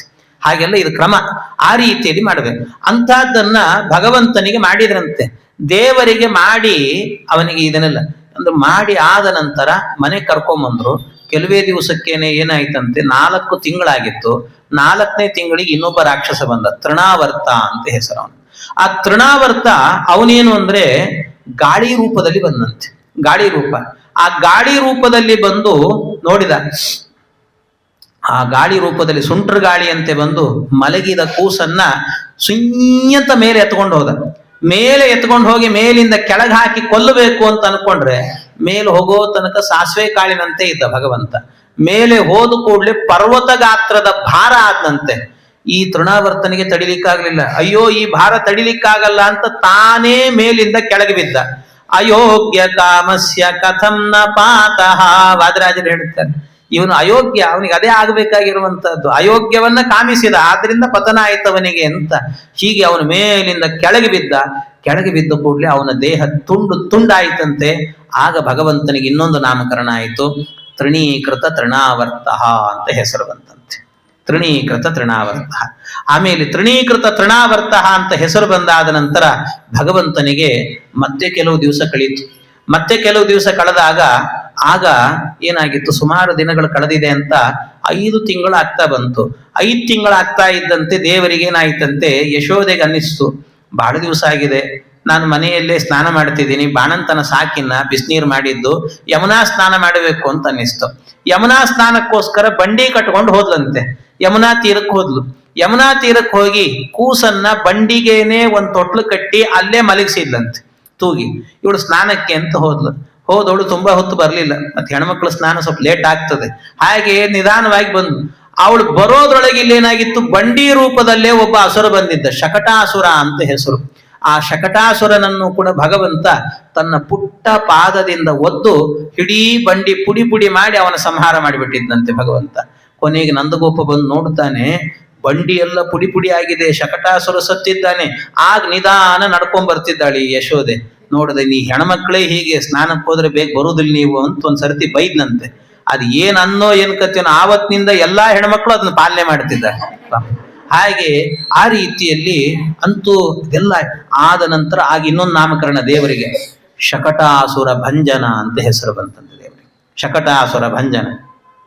ಇದೆಲ್ಲ ಆದ ನಂತರ ಅನ್ಕೊಂಡ್ರು, ಯಾಕೋ ಮೇಲಿಂದ ಮೇಲೆ ನಮ್ಮ ಮಗುವಿನ ಮೇಲೆ ಏನೇನೋ ದೋಷಗಳಾಗ್ತಾ ಇದೆ, ಏನೋ ಗ್ರಹ ದೋಷ ಇರಬೇಕಿದು ಅಂತ ಒಂದು ಈ ಗ್ರಹ ದೋಷ ಪರಿಹಾರಕ್ಕೋಸ್ಕರವಾಗಿ ದೇವರಿಗೆ ಒಂದು ಸ್ನಾನ ಮಾಡಿಸ್ಬೇಕು ಅಂತ ಅದಕ್ಕೆ ಬಾಲಗ್ರಹ ದೋಷ ಪರಿಹಾರ ಅಂತ ಮಾಡ್ತಾರೆ. ಬಾಲಗ್ರಹ ದೋಷ ಪರಿಹಾರ ಮಾಡಬೇಕು ಅಂದ್ರೆ ಏನ್ ಮಾಡಬೇಕು ಅಂದ್ರೆ, ಈ ಗೋಮೂತ್ರ ಗೋಮಯವನ್ನು ತರಬೇಕು. ಗೋಮಯ ಇರ್ತದಲ್ಲ ಅಂದ್ರೆ ಸೆಗಣಿ, ಅದನ್ನ 12 ಅಂಗಗಳಲ್ಲಿ ಹಚ್ಚಬೇಕಂತೆ. ಅದನ್ನ ಯಾವ ರೀತಿ ಅಂದ್ರೆ ದ್ವಾದಶಾಕ್ಷರದಿಂದ, ಅಂದ್ರೆ ವಾಸುದೇವ ದ್ವಾದಶಾಕ್ಷರ ಮಂತ್ರ ಮತ್ತು ನಾರಾಯಣ ಅಷ್ಟಾಕ್ಷರ ಮಂತ್ರ, ಕೇಶವನಾಮ, ಈ ನಾಮಗಳಿಂದಾಗಿ ಅದನ್ನ ಮೈಗೆಲ್ಲ ಹಚ್ಚಬೇಕಂತೆ. 12 ಅಂಗಗಳಿಗೆ ಹಚ್ಚಬೇಕು ಗೋಮಯವನ್ನ. ಆಮೇಲೆ ಗೋಮೂತ್ರದಿಂದ ಸ್ನಾನವನ್ನ ಮಾಡಿಸ್ಬೇಕು ಮಗುವಿಗೆ. ಅದನ್ನ ಮಾಡಿಸಿದ್ರೆ ಏನಾದ್ರೂ ಬಾಲಗ್ರಹ ದೋಷಗಳಿದ್ರೆ ಅದೆಲ್ಲ ಪರಿಹಾರ ಆಗಿಬಿಡ್ತದಂತೆ, ಪರಿಹಾರ ಆಗಿ ಹೋಗ್ತದೆ. ಅದನ್ನ ಮಾಡಬೇಕು ಅಂತ ಹೇಳ್ತಾರೆ. ಹಾಗೆ ಭಗವಂತನಿಗೂ ಕೂಡ ಮಾಡಿದ್ರಂತೆ. ಎಲ್ಲ ಗೋಪಿಕಾ ಸ್ತ್ರೀಯರು ಸೇರಿಕೊಂಡು ನಾರಾಯಣಾಷ್ಟಾಕ್ಷರವನ್ನ ಮತ್ತು ದ್ವಾದಶಾಕ್ಷರ ಮಂತ್ರವನ್ನ, ಓಂ ನಮೋ ಭಗವತೆ ವಾಸುದೇವಾಯ ಇತ್ಯಾದಿ ಮಂತ್ರಗಳನ್ನೆಲ್ಲವನ್ನು ಕೂಡ ಹೇಳಿಕೊಂಡು ಆ ಗೋಪಿಕಾ ಸ್ತ್ರೀಯರೆಲ್ಲ ಏನು ಮಾಡಿದ್ರಂತೆ, ಪರಮಾತ್ಮನಿಗೆ ಇದನ್ನೆಲ್ಲ ಮಾಡಿದ್ರಂತೆ. ಇಷ್ಟೆಲ್ಲ ಮಾಡಿದ್ರಲ್ಲ, ಇದ್ರ ಮೇಲೆ ಕೆಲವರು ಪ್ರಶ್ನೆ ಮಾಡಿಕೊಳ್ತಾರೆ, ಅಲ್ಲ ಗೋಪಿಕಾ ಸ್ತ್ರೀಯರು ಹೇಗೆ ನಾರಾಯಣ ಅಷ್ಟಾಕ್ಷರ ಹೇಳಿದ್ರು, ವಾಸುದೇವ ದ್ವಾದಶಾಕ್ಷರ ಹೇಳಿದ್ರು, ಯಾಕೆಂದ್ರೆ ಅವರಿಗೆ ಅಧಿಕಾರ ಇಲ್ಲಲ್ವ, ಹೆಣ್ಣು ಮಕ್ಕಳು ಅವರಿಗೆ ಅಧಿಕಾರ ಇಲ್ಲಲ್ವಾ ಅಂತ ಕೇಳಿದ್ರೆ ಯಾರು ಹೇಳಿದ್ರು? ಯಾಕೆ ಅಂದ್ರೆ ಉತ್ತಮ ಸ್ತ್ರೀಯರು ಅಂತ ಏನಿರ್ತಾರಲ್ವಾ, ಆ ಉತ್ತಮ ಸ್ತ್ರೀಯರಿಗೆ ಆ ಅಧಿಕಾರ ಎನ್ನುವಂತಹದ್ದು ಇದೆ ಅಂತ ಹೇಳ್ತಾರೆ. ಆಹುರಪ್ಯುತ್ತಮ ಸ್ತ್ರೀಣಾಂ ಅಧಿಕಾರಂತೂ ವೈದಿಕೆ ಅಂತ. ಉತ್ತಮ ಸ್ತ್ರೀಯರಿಗೆ ವೇದಾಧ್ಯಯನವನ್ನ ಮಾಡುವ ಅಧಿಕಾರವೂ ಕೂಡ ಇದೆ ಅಂತ. ಹಾಗಾಗಿ ಆ ಗೋಪಿಯರು ಕೆಲವರು ಉತ್ತಮ ಸ್ತ್ರೀಯರಾಗಿದ್ದರಾದ್ರಿಂದ ಅವರಿಗೆ ವೇದದಲ್ಲಿ ಅಧಿಕಾರ ಇರುವಂತ ವ್ಯಕ್ತಿಗಳಾದ್ರಿಂದ ಅವರು ಹಚ್ಚಿದ್ರು ಅಂದ್ರೆ ತಪ್ಪಲ್ಲ ಅದು ಅಂತ ತಿಳ್ಕೊಳ್ಬೇಕು. ಆ ರೀತಿ ಮಾಡಿದ್ರು. ಮಾಡಿ ಆದ ನಂತರ ಆಮೇಲೆ ಮುಂದೆ ಆಗಬೇಕಾದ್ರೆ ಭಗವಂತನಿಗೆ ಆ ಸಂದರ್ಭ ಎಷ್ಟು ಆನಂದ ಅಂತೇಳಿ. ಯಾಕೆ ಅಂದ್ರೆ ದೇವರಿಗೆ ಪರಮಾನಂದ ಆಯ್ತಂತೆ ಈ ಗೋಮೂತ್ರ ಮತ್ತು ಗೋಮಯವನ್ನು ಹಚ್ಚಬೇಕಾದ್ರೆ. ಗೋಮೂತ್ರವನ್ನು ಅವನಿಗೆ ಸ್ನಾನ ಮಾಡಿಸಿದ್ರೆ ಖುಷಿ ಅವನಿಗೆ. ಯಾಕೆ ಅಂದ್ರೆ ಈ ಮಹಾಭಾರತದಲ್ಲಿ ಶಾಂತಿ ಪರ್ವದಲ್ಲಿ ಒಂದು ಕಥೆ ಬರುತ್ತದೆ. ಅಲ್ಲೇನಂದ್ರೆ ಈ ಗೋ ಇದೆ ಅಲ್ವಾ, ಗೋವಿನಲ್ಲಿ ಎಲ್ಲ ದೇವತೆಗಳು ಇದ್ದಾರೆ, ಎಲ್ಲ ದೇವತೆಗಳ ಸನ್ನಿಧಾನ, ಎಲ್ಲರೂ ಹೋಗಿ ಕೂತ್ಕೊಂಡಿದ್ರಂತೆ ದೇವತೆಗಳು. ಕೊನೆಗೆ ಲಕ್ಷ್ಮೀದೇವಿ ಬಂದಂತೆ. ಕೊನೆಗೆ ಲಕ್ಷ್ಮೀದೇವಿ ಬಂದು ಗೋವಿನ ಹತ್ರ ಕೇಳಿದ್ಲಂತೆ, ಗೋ ನಿನ್ನ ಒಳಗೆ ವಾಸ ಮಾಡಬೇಕು ಅಂತ ಅಪೇಕ್ಷೆ ಇದೆ, ಎಲ್ಲಾದ್ರೂ ವಾಸ ಮಾಡ್ಲಿಕ್ಕೆ ಜಾಗ ಕೊಡು ಅಂತ ಕೇಳಿ. ಗೋವು ಹೇಳಿತಂತೆ, ತಾಯಿ ಲಕ್ಷ್ಮಿ ಕ್ಷಮೆ ಮಾಡು, ಹೌಸ್ಫುಲ್ ಆಗಿದೆ ಅಂತ ಹೇಳಿತಂತೆ, ಎಲ್ಲೂ ಜಾಗ ಇಲ್ಲ ಅಂತ. ಅದಕ್ಕೆ ಇಲ್ಲ, ಎಲ್ಲಾದ್ರೂ ಆಗ್ಲಿ ಅಡ್ಜಸ್ಟ್ ಮಾಡ್ಕೊಳ್ತೀನಿ ಅಂದ್ರೆ, ಆಗ ಆ ಗೋವು ಹೇಳಿತಂತೆ, ಎರಡು ಜಾಗ ಖಾಲಿ ಇದೆ. ಯಾವುದು ಅಂದ್ರೆ, ಒಂದು ನನ್ನ ಗೋಮಯದಲ್ಲಿ, ಇನ್ನೊಂದು ಗೋಮೂತ್ರದಲ್ಲಿ ಖಾಲಿ ಇದೆ ಅಂತ. ಅದೇ ಜಾಗ ಇರಲಿ ನನಗೆ ಅಂತಂತೆ ಲಕ್ಷ್ಮಿ, ಅಲ್ಲೇ ವಾಸ ಮಾಡುತ್ತೇನೆ ಅಂತ. ಆದ್ರಿಂದ ನಾವು ಹಿಂದಿನ ಕಾಲದಲ್ಲೆಲ್ಲ ಮನೆಯ ಮುಂಭಾಗದಲ್ಲಿ ಸಗಣಿ ಸಾರಿಸ್ತಿದ್ರು, ನಿತ್ಯದಲ್ಲೂ ಕೂಡ. ಸಗಣಿ ಅಂದ್ರೆ ಲಕ್ಷ್ಮೀ ಸನ್ನಿಧಾನ ಅಂತ ಅರ್ಥ. ಅದು ಗೋಮೂತ್ರ ಗೋಮಯಗಳಿಂದಾಗಿ ಸಾರಿಸಿದ್ರೆ ಅದು ಲಕ್ಷ್ಮೀ ಸನ್ನಿಧಾನ ಇರುತ್ತೆ ಅಂತ. ಹಾಗಾಗಿ ಲಕ್ಷ್ಮಿ ಅಲ್ಲೇ ವಾಸ ಮಾಡ್ತೀನಿ ಎಂದಂತೆ. ಆಯ್ತು ಅಂತೇಳಿ ಆವತ್ತಿನಿಂದ ಲಕ್ಷ್ಮೀ ಸನ್ನಿಧಾನ ಅಲ್ಲಿ. ಅದಕ್ಕೆ ಕೃಷ್ಣನಿಗೆ ಈ ಗೋಮಯವನ್ನು ಹಚ್ಚಿದ್ರೆ, ಅಯ್ಯೋ ನನ್ನ ಹೆಂಡತಿ ನನ್ನ ಮೈ ಮೇಲೆ ಇದ್ದಾಳೆ ಅಂತ ಖುಷಿ ಆಗ್ತಿತ್ತಂತ ಅವನಿಗೆ. ಗೋಮೂತ್ರವನ್ನು ಅವನಿಗೆ ಸ್ನಾನ ಮಾಡಿಸಿದ್ರೆ ನನ್ನ ಮೈ ಮೇಲೆಲ್ಲ ಹೆಂಡತಿ ಓಡಾಡ್ತಿದ್ದಾಳೆ ಅಂತ ಆನಂದ ಪಡ್ತಾ ಇದ್ದಂತೆ ಭಗವಂತ. ಈ ರೀತಿಯಲ್ಲಿ ಖುಷಿ ಪಟ್ಟ ದೇವರು ಅಂತ ಹೇಳ್ತಾರೆ. ಆಮೇಲೆ ಇಷ್ಟಾದ ನಂತರ ಅವನಿಗೆ ಇವನೇ ಪೂತನ ಜೀವಿತಾಹಾರಿ ತೃಣೀಕೃತ ತೃಣಾವರ್ತ ಎಲ್ಲ ಹೆಸರಿಟ್ಟುಕೊಂಡಲ್ಲ, ಅದಕ್ಕೆ ನಾವೇ ಒಂದು ನಾಮಕರಣ ಮಾಡಬೇಕು ಅಂತ ಗರ್ಗಾಚಾರ್ಯರನ್ನ ಕರೆಸಿ ಅವನಿಗೊಂದು ನಾಮಕರಣ ಮಾಡಿದ್ರಂತೆ. ನಾಮಕರಣ ಮಾಡಬೇಕಾದ್ರೆ ಏನ್ ನಾಮಕರಣ ಅಂದ್ರೆ, ಆ ಗರ್ಗಾಚಾರ್ಯರು ಬಂದು ನಾನ್ ನಿಮ್ಮ ಕುಲಪುರೋಹಿತ ಅಂತ ಹೇಳಿಕೊಂಡು ಎರಡು ಕೂಸಿತ್ತು, ರೋಹಿಣಿ ಮಗ, ಇನ್ನೊಂದು ಯಶೋದೆ ಮಗ. ರೋಹಿಣಿ ಮಗನಿಗೆ ಇವರು ನಾಮಕರಣ ಮಾಡಲಿಲ್ಲ, ನಾಮಸ್ಮರಣ ಮಾಡಿದ್ರಂತೆ. ನಾಮಸ್ಮರಣ ಅಂದ್ರೆ ರಾಮ ಕೃಷ್ಣ ರಾಮ ಕೃಷ್ಣ, ಜೈ ಜೈ ರಾಮ ಜೈ ಜೈ ಕೃಷ್ಣ ಅಂತ, ಹೀಗೆ ರಾಮ ಕೃಷ್ಣ ಅಂತ ಭಜನೆ ಮಾಡಿದ್ರು. ಇದು ನಾಮಸ್ಮರಣೆ ಅಂತ ಹೇಳ್ತಾರೆ. ಮನೆಯಲ್ಲಿ ಹೇಳ್ತಿರ್ತಾರೆ ನೋಡ್ರಿ, ವಯಸ್ಸಾದವ್ರು ಇರ್ತಾರೆ, ಏನೋ ಅವರಿಗೆ ಅಪೇಕ್ಷೆ ಇರ್ತದೆ, ಟಿವಿ ಮುಂದೆ ಕೂಡುವಾಗ ಸುಮ್ಮನೆ ಅಲ್ಲ, ಸೋಫಾ ಮೇಲೆ ಕೂಡಬೇಕು, ಅದು ಹಾಯ ಕಾಫಿ ಕುಡಿತಾ ಕೂಡಬೇಕು, ಏನೇನೋ ಅಪೇಕ್ಷೆ ಇರ್ತದೆ. ಅದಕ್ಕೆ ನಿಧಾನವಾಗಿ ಅಡಿಗೆ ಮನೆಯಿಂದ ಒಂದು ಲೋಟ ಕಾಫಿ ಹಿಡ್ಕೊಂಡು ಬಂದು ಕೂಡ್ತಿರ್ತಾರೆ. ಕೂಡುವಾಗ ಅವರು ಅಡಿಗೆ ಮನೆಯಿಂದ ಇಲ್ಲಿಗೆ ಬರೋದ್ರೊಳಗೆ 4 ಕಡೆ ಕಾಫಿ ಚೆಲ್ಲಿರ್ತಾರೆ. ಅವರು ಕೈ ನಡಗ್ತಿರ್ತದೆ, ಚೆಲ್ಲಿ ಬಿಟ್ಟಿರ್ತಾರೆ. ಈ ಮನೆ ಕೆಲಸ ಮಾಡೋರು ಇರ್ತಾರಲ್ಲ, ಬೇರೆ ಯುವಕರು ಇರ್ತಾರಲ್ಲ, ಎಷ್ಟು ಸರ್ತಿ ಒರೆಸ್ಬೇಕು, ಸುಮ್ಮನೆ ಯಾಕೆ ಅಲ್ಲಿ ಇಲ್ಲಿ ಓಡಾಡ್ತಿರ್ತೀರಿ, ತಣ್ಣಗೆ ಒಂದ್ ಕಡೆ ರಾಮಕೃಷ್ಣ ಅಂತ ಕೂಡ್ಲಿಕ್ಕಾಗಲ್ಲ ಅಂತ ಬೈತಿರ್ತಾರೆ. ಅಂದ್ರೆ ಇದೇನರ್ಥ, ತಣ್ಣಗೆ ರಾಮಕೃಷ್ಣ ಅಂತ ಕೂಡ್ರಿ ಅಂದ್ರೆ ಗರ್ಗಾಚಾರ್ಯ ಮಾಡಿದ ನಾಮಸ್ಮರಣೆ ಮಾಡ್ಕೊಂಡು ಕೂಡ್ರಿ ಅಂತ ಅರ್ಥ. ಅವರು ಸ್ಮರಣೆ ಮಾಡಿದ್ರಂತೆ, ಅವರು ರಾಮಕೃಷ್ಣ ಅಂತ ಸ್ಮರಣೆ ಮಾಡಿದ್ರೆ ಒಂದು ಕೂಸಿಗೆ ಬಲರಾಮ ಅಂತ ಹೆಸರು ಬಂತು, ಇನ್ನೊಂದಕ್ಕೆ ಕೃಷ್ಣ ಅಂತ ಹೆಸರು ಬಂತಂತೆ. ಇದು ನಾಮಕರಣ ಆಯ್ತು, ನಾಮಕರಣ ಆಯ್ತು. ನಾಮಕರಣದ ದಿವಸ ಭಗವಂತನನ್ನ ತೊಟ್ಟಿಲಿಗೆ ಹಾಕಿದ್ರಂತೆ. ತೊಟ್ಟಿಲಿಗೆ ಹಾಕಿ ಪರಮಾತ್ಮನಿಗೆ ತೂಗಿದ್ರಂತೆ. ಎಂಥ ದಿವ್ಯವಾಗಿರುವಂಥ ತೊಟ್ಟಿಲದು ಅಂತಂದ್ರೆ, ಅದ್ಭುತವಾಗಿರುವಂಥ ತೊಟ್ಟಿಲಂತೆ ಪರಮಾತ್ಮನದು. ಅದರ ಮೇಲೆ ಸರಪಳಿಗಳನ್ನು ನೋಡಿದ್ರೆ ಎಲ್ಲ ಬಂಗಾರದ ಸರಪಳಿಗಳಂತೆ. ಆ ಸರಪಳಿಗಳನ್ನೆಲ್ಲ ಎತ್ತರ, ಮನೆಗಳಲ್ಲಿ ಸಣ್ಣದಿರ್ಲಿಲ್ಲ, ಬಹಳ ಎತ್ತರದ ಮನೆಗಳು. ಏನದು ಸರಪಳಿನ ಮೇಲೆ ಆಕಾಶಕ್ಕೆ ಹಾಕ್ಯಾರೋ ಏನೋ ಅಂತ ಅನಿಸ್ಬೇಕು, ಅಷ್ಟು ಎತ್ತರಕ್ಕೆ ಹಾಕಿರ್ತಿದ್ರಂತೆ. ಮಧ್ಯದಲ್ಲಿ ಅಲ್ಲಲ್ಲಿ ಕಲಶಗಳನ್ನು ಹಾಕಿರ್ತಿದ್ರಂತೆ. ಆಮೇಲೆ ಗುಲಗಂಜಿಗಳು ಇವೆಲ್ಲ ಇರ್ತಿತ್ತು. ಅದು ಎಂಥದ್ದು ಅಂತ ಹೇಳಿದ್ರೆ, ಈ ಭೂಮಿ ಇದೆ ಅಲ್ವಾ, ಭೂಮಂಡಲ, ಆ ರೌಂಡ್ ಇರುತ್ತಲ್ಲ, ರೌಂಡ್ ಆಕಾರದಲ್ಲಿ, ಆ ಭೂಮಿಯ ಆಕಾರದಲ್ಲಿ ಆ ತೊಟ್ಲನ್ನು ಮಾಡಿದ್ರಂತೆ. ಅದಕ್ಕೆ 4 ದಿಕ್ಕಲ್ಲೂ ಕೂಡ ಒಂದೊಂದು ಸರಪಳಿಗಳನ್ನು ಕಟ್ಟಿದ್ರು. ಅಲ್ಲಲ್ಲಿ ಕಲಶಗಳನ್ನು 2 ಕಲಶ ಹಾಕಿದ್ರಂತೆ. ಇಷ್ಟನ್ನು ಹಾಕಿ ತೂಗ್ತಾ ಇದ್ರಂತೆ, ಭಗವಂತನನ್ನ ತೊಟ್ಲಲ್ಲಿ ಹಾಕಿ ತೂಗ್ತಾ ಇದ್ರು ಅಂತ ಹೇಳ್ತಾರೆ. ಎಂಥದ್ದು, ಆಲೋಲ ಹೈಮದ ವರದಾಮವತಿಂಬಿತಾನ ಜಾಲಾವಲಂಬಿ ಶುಭ ಮೌಕ್ತಿಕ ರಮ್ಯಮಾಲಾಂ. ಎಂಥ ದಿವ್ಯವಾಗಿರುವಂತಹದ್ದು. ಶ್ರೀಪಾದರಾಜರು ಹೇಳ್ತಾರೆ, ಭೂಮಿಯ ಚಿನ್ನದ ತೊಟ್ಟಿಲ ಮಾಡಿ ಸೋಮ ಸೂರ್ಯರೆಂಬ ಕಲಶಗಳ ಹೂಡಿ ಆಮಾಕಾಶಕ್ಕೆ ಕೊಂಡಿಗಳ ಹಾಕಿ ಜೋ ಜೋ ಜೋ ಜೋ ಜೋ ಎಂದು ಪಾಡಿ ಜೋ ಜೋ ಜೋ ಜೋ ಜೋ ಜೋ ಜೋ ಜೋ ಜೋ ಜೋ ಭಗವಂತನನ್ನ ಮಲಗಿಸಿ ತೂಗ್ತಾ ಇದ್ರಂತೆ. ಆನಂದವಾಗಿ ಮಲಗು ನೀನು ಅಂತ. ಎಷ್ಟು ಅದ್ಭುತವಾಗಿರುವಂಥದ್ದು. ಅಲ್ಲಲ್ಲಿ ಆಗಬೇಕಾದ್ರೆ ಪಚ್ಚೆಯ ಮಣಿಗಳಂತೆ ಎಲ್ಲ ದಿವ್ಯವಾದದ್ದು. ಆ ತೊಟ್ಲನ್ನು ವರ್ಣನೆ ಮಾಡ್ಲಿಕ್ಕೆ ಒಂದು ಅರ್ಧ ಗಂಟೆ ಬೇಕು ಅನ್ಕೊಡ್ರಿ, ಅಷ್ಟು ಅದ್ಭುತವಾಗಿರುವಂತಹದ್ದು. ಆಶ್ಚರ್ಯ ಜನಕವಾಗಿ ನಿರ್ಮಿಸಿದ ಪಚ್ಚೆಯ ತೊಟ್ಟಿಲಲ್ಲಿ ಅಚ್ಯುತಾನಂತನಿರಲು ತೂಗಿದರು ಕೃಷ್ಣಾವತಾರ ಹರಿಯ. ಭಗವಂತನನ್ನ ಹಾಕಿ ತೂಗ್ತಾ ಇದ್ರಂತೆ ಪರಮಾತ್ಮನ. ಹೀಗೆ ತೂಗಿ ತೂಗಿ ಕೃಷ್ಣ ಮಲಗು ಮಲಗು ಅಂತ ತೊಟ್ಲು ಸೇವೆಯನ್ನ ಮಾಡ್ತಾ ಇದ್ರಂತೆ ದೇವರಿಗೆ. ಆದ್ರೆ ಆ ನಾಮಕರಣ ಮಾಡಿದ್ರಲ್ಲ, ದೇವರಿಗೆ ಎಷ್ಟು ಸಂತೋಷ ಆಗಿತ್ತು ಅಂದ್ರೆ ಪರಮಾನಂದವಾಗಿತ್ತಂತೆ. ಎಂತ ಹೆಸರಿಟ್ರಲ್ಲ ನನಗೆ ಅಂತ ಬಹಳ ಖುಷಿ ಪಡ್ತಾ ಇದ್ದಂತೆ ಪರಮಾತ್ಮ. ಎಷ್ಟು ಖುಷಿಯಾಗಿತ್ತು ಆ ದೇವರಿಗೆ ಅಂದ್ರೆ, ಯಾಕೆಂದ್ರೆ ಅನ್ವರ್ಥವಾದ ನಾಮ, ಅನ್ವರ್ಥ ನಾಮ ಅದು. ಅನ್ವರ್ಥ ಅಂದ್ರೆ ಕೃಷ್ಣ ಅಂತ ಹೆಸರಿಟ್ರಲ್ಲ, ಕೃಷ್ಣ ಅಂದ್ರೆ ಏನರ್ಥ? ಕರ್ಷತೀತಿ ಕೃಷ್ಣ, ಎಲ್ಲರನ್ನ ಸೆಳೆಯುವಂಥವನು ಭಗವಂತ ಅಂತ ಅರ್ಥ. ಎಲ್ಲರನ್ನೂ ಸೆಳೀತಾನಂತೆ, ಅದಕ್ಕೆ ಅವನಿಗೆ ಕೃಷ್ಣ ಅಂತ ಹೆಸರು. ಅಷ್ಟೇ ಅಲ್ಲ, ಕೃಷ್ಣ ಪಕ್ಷದಲ್ಲಿ ಹುಟ್ಟಿದವನಾದ್ರಿಂದಲೂ ಕೂಡ ಅವನಿಗೆ ಕೃಷ್ಣ ಅಂತ ಹೆಸರು. ಅಷ್ಟೇ ಅಲ್ಲ, ಕೃಷ್ಣ ಪಕ್ಷ ಏನ್ ಮಾಡ್ತದೆ ಹೇಳಿ? ಕೃಷ್ಣ ಪಕ್ಷ ಏನ್ ಮಾಡುತ್ತೆ ಅಂದ್ರೆ ಚಂದ್ರನ ಕಳೆಯನ್ನೆಲ್ಲ ಕಳೀತಾ ಹೋಗ್ತದೆ. ಕಳೀತಾ ಹೋಗಿ ಅಮಾವಾಸ್ಯೆ ಬಂದಾಗ ಡಿಸಪೇರ್ ಆಗಿಬಿಡ್ತಾನೆ, ಚಂದ್ರ ಇರೋದೇ ಇಲ್ಲ. ಅಂದ್ರೆ ಚೆನ್ನಾಗಿ ರೌಂಡ್ ಆಗಿ ಕಾಣುವ ಚಂದ್ರನನ್ನ ಇಲ್ಲ ಅಂತ ಮಾಡ್ತದೆ ಕೃಷ್ಣ ಪಕ್ಷ.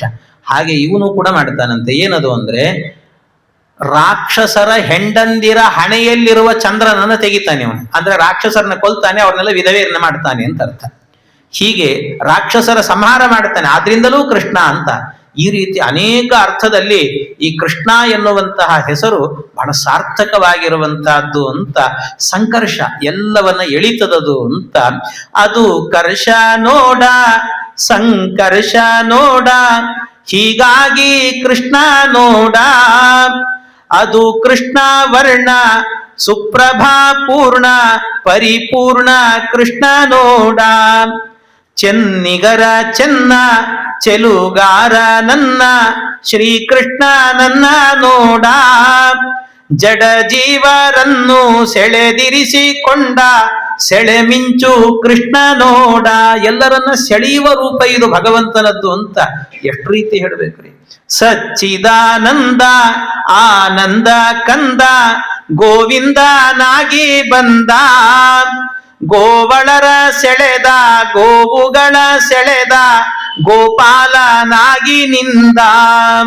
ಹಾಲ್ ಬೆಣ್ಣೆ ಸೆಳೆದ, ಸೀರೆಯನು ಸೆಳೆದ, ಕಣ್ಣೀರು ತೊಳೆದು ನಿಂದ. ಎಲ್ಲವನು ಸೆಳೆದ, ಎಲ್ಲರನ್ನೂ ಸೆಳೆದ, ಕೃಷ್ಣಾವತಾರದಿಂದ. ಇದು ಕೃಷ್ಣಾವತಾರ ಅಂದ್ರೆ ಎಲ್ಲರನ್ನ ಸೆಳೆಯುವ ರೂಪ ಭಗವಂತನದ್ದು. ಹಾಗಾಗಿ ಕೃಷ್ಣ ಅನ್ನೋದಕ್ಕೆ ಎಷ್ಟು ಅರ್ಥಗಳು ಹೇಳಿದ್ರು ಸಾಕಾಗ, ಅಷ್ಟು ಅರ್ಥಗಳು ಸೇರಿದ್ದಾವೆ. ಅಂತ ಕೃಷ್ಣ ಎನ್ನುವ ನಾಮಕರಣ ಬಹಳ ಪ್ರೀತಿ ಆಯಿತಂತೆ ಭಗವಂತನಿಗೆ, ಖುಷಿ ಆಯಿತು. ಇದೇ ಹೊಸ ಹೆಸರೇನಲ್ಲ ಅವನಿಗೆ, ಬೇಕಾದಷ್ಟು ಹೆಸರುಗಳಿದ್ದಾವೆ ದೇವರಿಗೆ. ಆದ್ರೂ ತನ್ನವರು ಏನಾದ್ರೂ ಒಂದು ಹೆಸರಿಂದ ಕರೆದ್ರೆ ಖುಷಿ ಆಗ್ತದಂತೆ, ಪ್ರೀತಿಯಿಂದ ಕರೆಯುವ ಹೆಸರು ಅಂತಾರಲ್ಲ ಹಾಗೆ ಗರ್ಗಾಚಾರ್ಯರು ಕರೆದಾಗ ಪರಮಾನಂದ ಆಯ್ತಂತೆ ಭಗವಂತನಿಗೆ ಅಂತ. ಯಾಕೆ ಅವನಿಗೆ ಹೆಸರಿಲ್ವ ಬೇರೆ ಅಂತಂದ್ರೆ? ಬೇಕಾದಷ್ಟು ಹೆಸರಿದೆ ಪರಮಾತ್ಮನಿಗೆ, ಬೇಕಾದಷ್ಟು. ಎಷ್ಟು ಅವನಿಗೆ ಹೇಳಲು ನಿತ್ಯ ನಾವು ಈ ಹಬ್ಬ ಹರಿದಿನಗಳು ಎಲ್ಲಾದ್ರೂ ಅಷ್ಟೋತ್ತರ ಪಾರಾಯಣ ಅಂದ್ರೆ ಮೊದಲು ಮಾಡೋದೇ ವಿಷ್ಣು ಸಹಸ್ರನಾಮ ಮಾಡ್ತೀವಿ, ಸಹಸ್ರನಾಮ ಅಂತೀವಿ ದೇವರಿಗೆ. ಒಂದ ಎರಡ ಹೆಸರು, 1000 ನಾಮಗಳಿದ್ದಾವೆ ಅಂತ ಹೇಳ್ತೀವಿ. 1000 ನಾಮ. ಏನು ನಾವು 1000 ನಾಮ ಇಟ್ಟುಕೊಳ್ತೀವಿ, ನೀವು ಒಂದು ನಾಮ ಇಟ್ಟುಕೊಂಡ್ರೇನೆ ಯಾರು ಕರೆಯಲ್ಲ, ಅದನ್ನೇ ಅರ್ಧಂಬರ್ಧ ಕರೀತಾರೆ ಅಲ್ವಾ. ಅಂತದ್ರಲ್ಲಿ 1000 ನಾಮ ಇಟ್ಕೊಂಡು ಏನ್ ಬಂತು? ಆದ್ರೆ ದೇವರ ನಾಮಕ್ಕೂ ನಮ್ಮ ನಾಮಕ್ಕೂ ವ್ಯತ್ಯಾಸ ಇದೆ ಅಂತ. ದೇವರಿಗೆ 1000 ನಾಮ ಅಂದ್ರೆ ಅರ್ಥ ಏನು ಗೊತ್ತಾ? ಶಾಶ್ವತವಾದ ನಾಮ ಅಂತ. ನಮ್ದು ಈ ದೇಹ ಬಿದ್ರೆ ಯಾರು ಕರೆಯಲ್ಲ, ಇದ್ದಾಗಲೇ ಕರೆಯಲ್ಲ, ಇನ್ಯಾರು ಕರೀತಾರೆ? ಆದ್ರಿಂದ ಅದರ ಅರ್ಥ ಏನು ಗೊತ್ತಾ? 1000ದ ನಾಮ, ಸಾವು ಇರದ ನಾಮ, ವಿಷ್ಣುವಿನ ಪುಣ್ಯ ನಾಮ. ಸಾಕೊಂದೇ ನಾಮ, ಭವ ಭಯ ವಿರಾಮ, ಶ್ರೀರಾಮ ನಾಮಧಾಮ. ಋಗ್ವೇದ ಸಾರ, ಋತ ಚಿದ್ವಿಚಾರ, ಸವಿದನಿತು ನೋಡು ನಾಮ. ನೀನೇಕೆ ದೂರ ನಿಂತಿರುವೆ ಬಾರ, ಕುಡಿದೊಮ್ಮೆ ನೋಡು ನಾಮ. ಈ ರಾಮ ಕೃಷ್ಣ ಅನ್ನುವ ನಾಮಗಳಿದೆಯಲ್ಲ, ಅದನ್ನ ಪಾನ ಮಾಡಿದ್ರೆ ಆಗುವ ಆನಂದವೇ ಆನಂದ. ಅಂಥ ಒಂದು ನಾಮ ಇದು ಅಂತ. ಸಾವು ಇರದ ನಾಮ ಇದು ಅಂತ ಭಗವಂತನ ನಾಮ. ಆದ್ರಿಂದ ಇಂಥ ದಿವ್ಯವಾದ ನಾಮವನ್ನ ಭಗವಂತನಿಗೆ ಮಾಡಿದ್ದಾರೆ, ಪರಮಾತ್ಮನಿಗೆ. ತೊಟ್ಟಿಲಲ್ಲಿ ಹಾಕಿ ತೂಗಿದ್ರಂತೆ ಪರಮಾತ್ಮನನ್ನ. ಅದಕ್ಕೆ ಭಗವಂತ ಎಲ್ಲರೂ ತೂಗ್ತಾ ಇದ್ದಾರೆ ನನ್ನನ್ನ, ಹಾಡು ಹೇಳಿ ತೂಗ್ತಾ ಇದ್ದಾರೆ ಭಗವಂತನನ್ನ. ದೇವರು ಅಂದ್ಕೊಂಡಂತೆ ಪರಮಾತ್ಮ, ನನ್ನನ್ನು ಇಷ್ಟು ತೂಗ್ತಾ ಇದ್ದೀರಲ್ವಾ, ಅದಕ್ಕೆ ಸ್ವಲ್ಪ ಹೊತ್ತು ನಿದ್ದೆ ಮಾಡ್ತೇನೆ, ನಿಮಗೋಸ್ಕರ ನಿದ್ದೆ ಮಾಡ್ತೇನೆ ಅಂತ ಸ್ವಲ್ಪ ಮಲಗಿದ್ನಂತೆ ಪರಮಾತ್ಮ. ಅದರಿಂದ ಅವನು ಮಲಗಿದ್ದಾನೆ. ಡಿಸ್ಟರ್ಬ್ ಮಾಡೋದು ಬೇಡ ನಾವು. ನಾಳೆ ಮತ್ತೆ ಹೇಳ್ತಾನೆ, ಅವನನ್ನ ನಾಳೆ ಏನ್ ಮಾಡ್ತಾನೆ ಅಂತ ನೋಡೋಣ ಅಂತ ಹೇಳ್ತಾ ಕೃಷ್ಣಾರ್ಪಣಮಸ್ತು.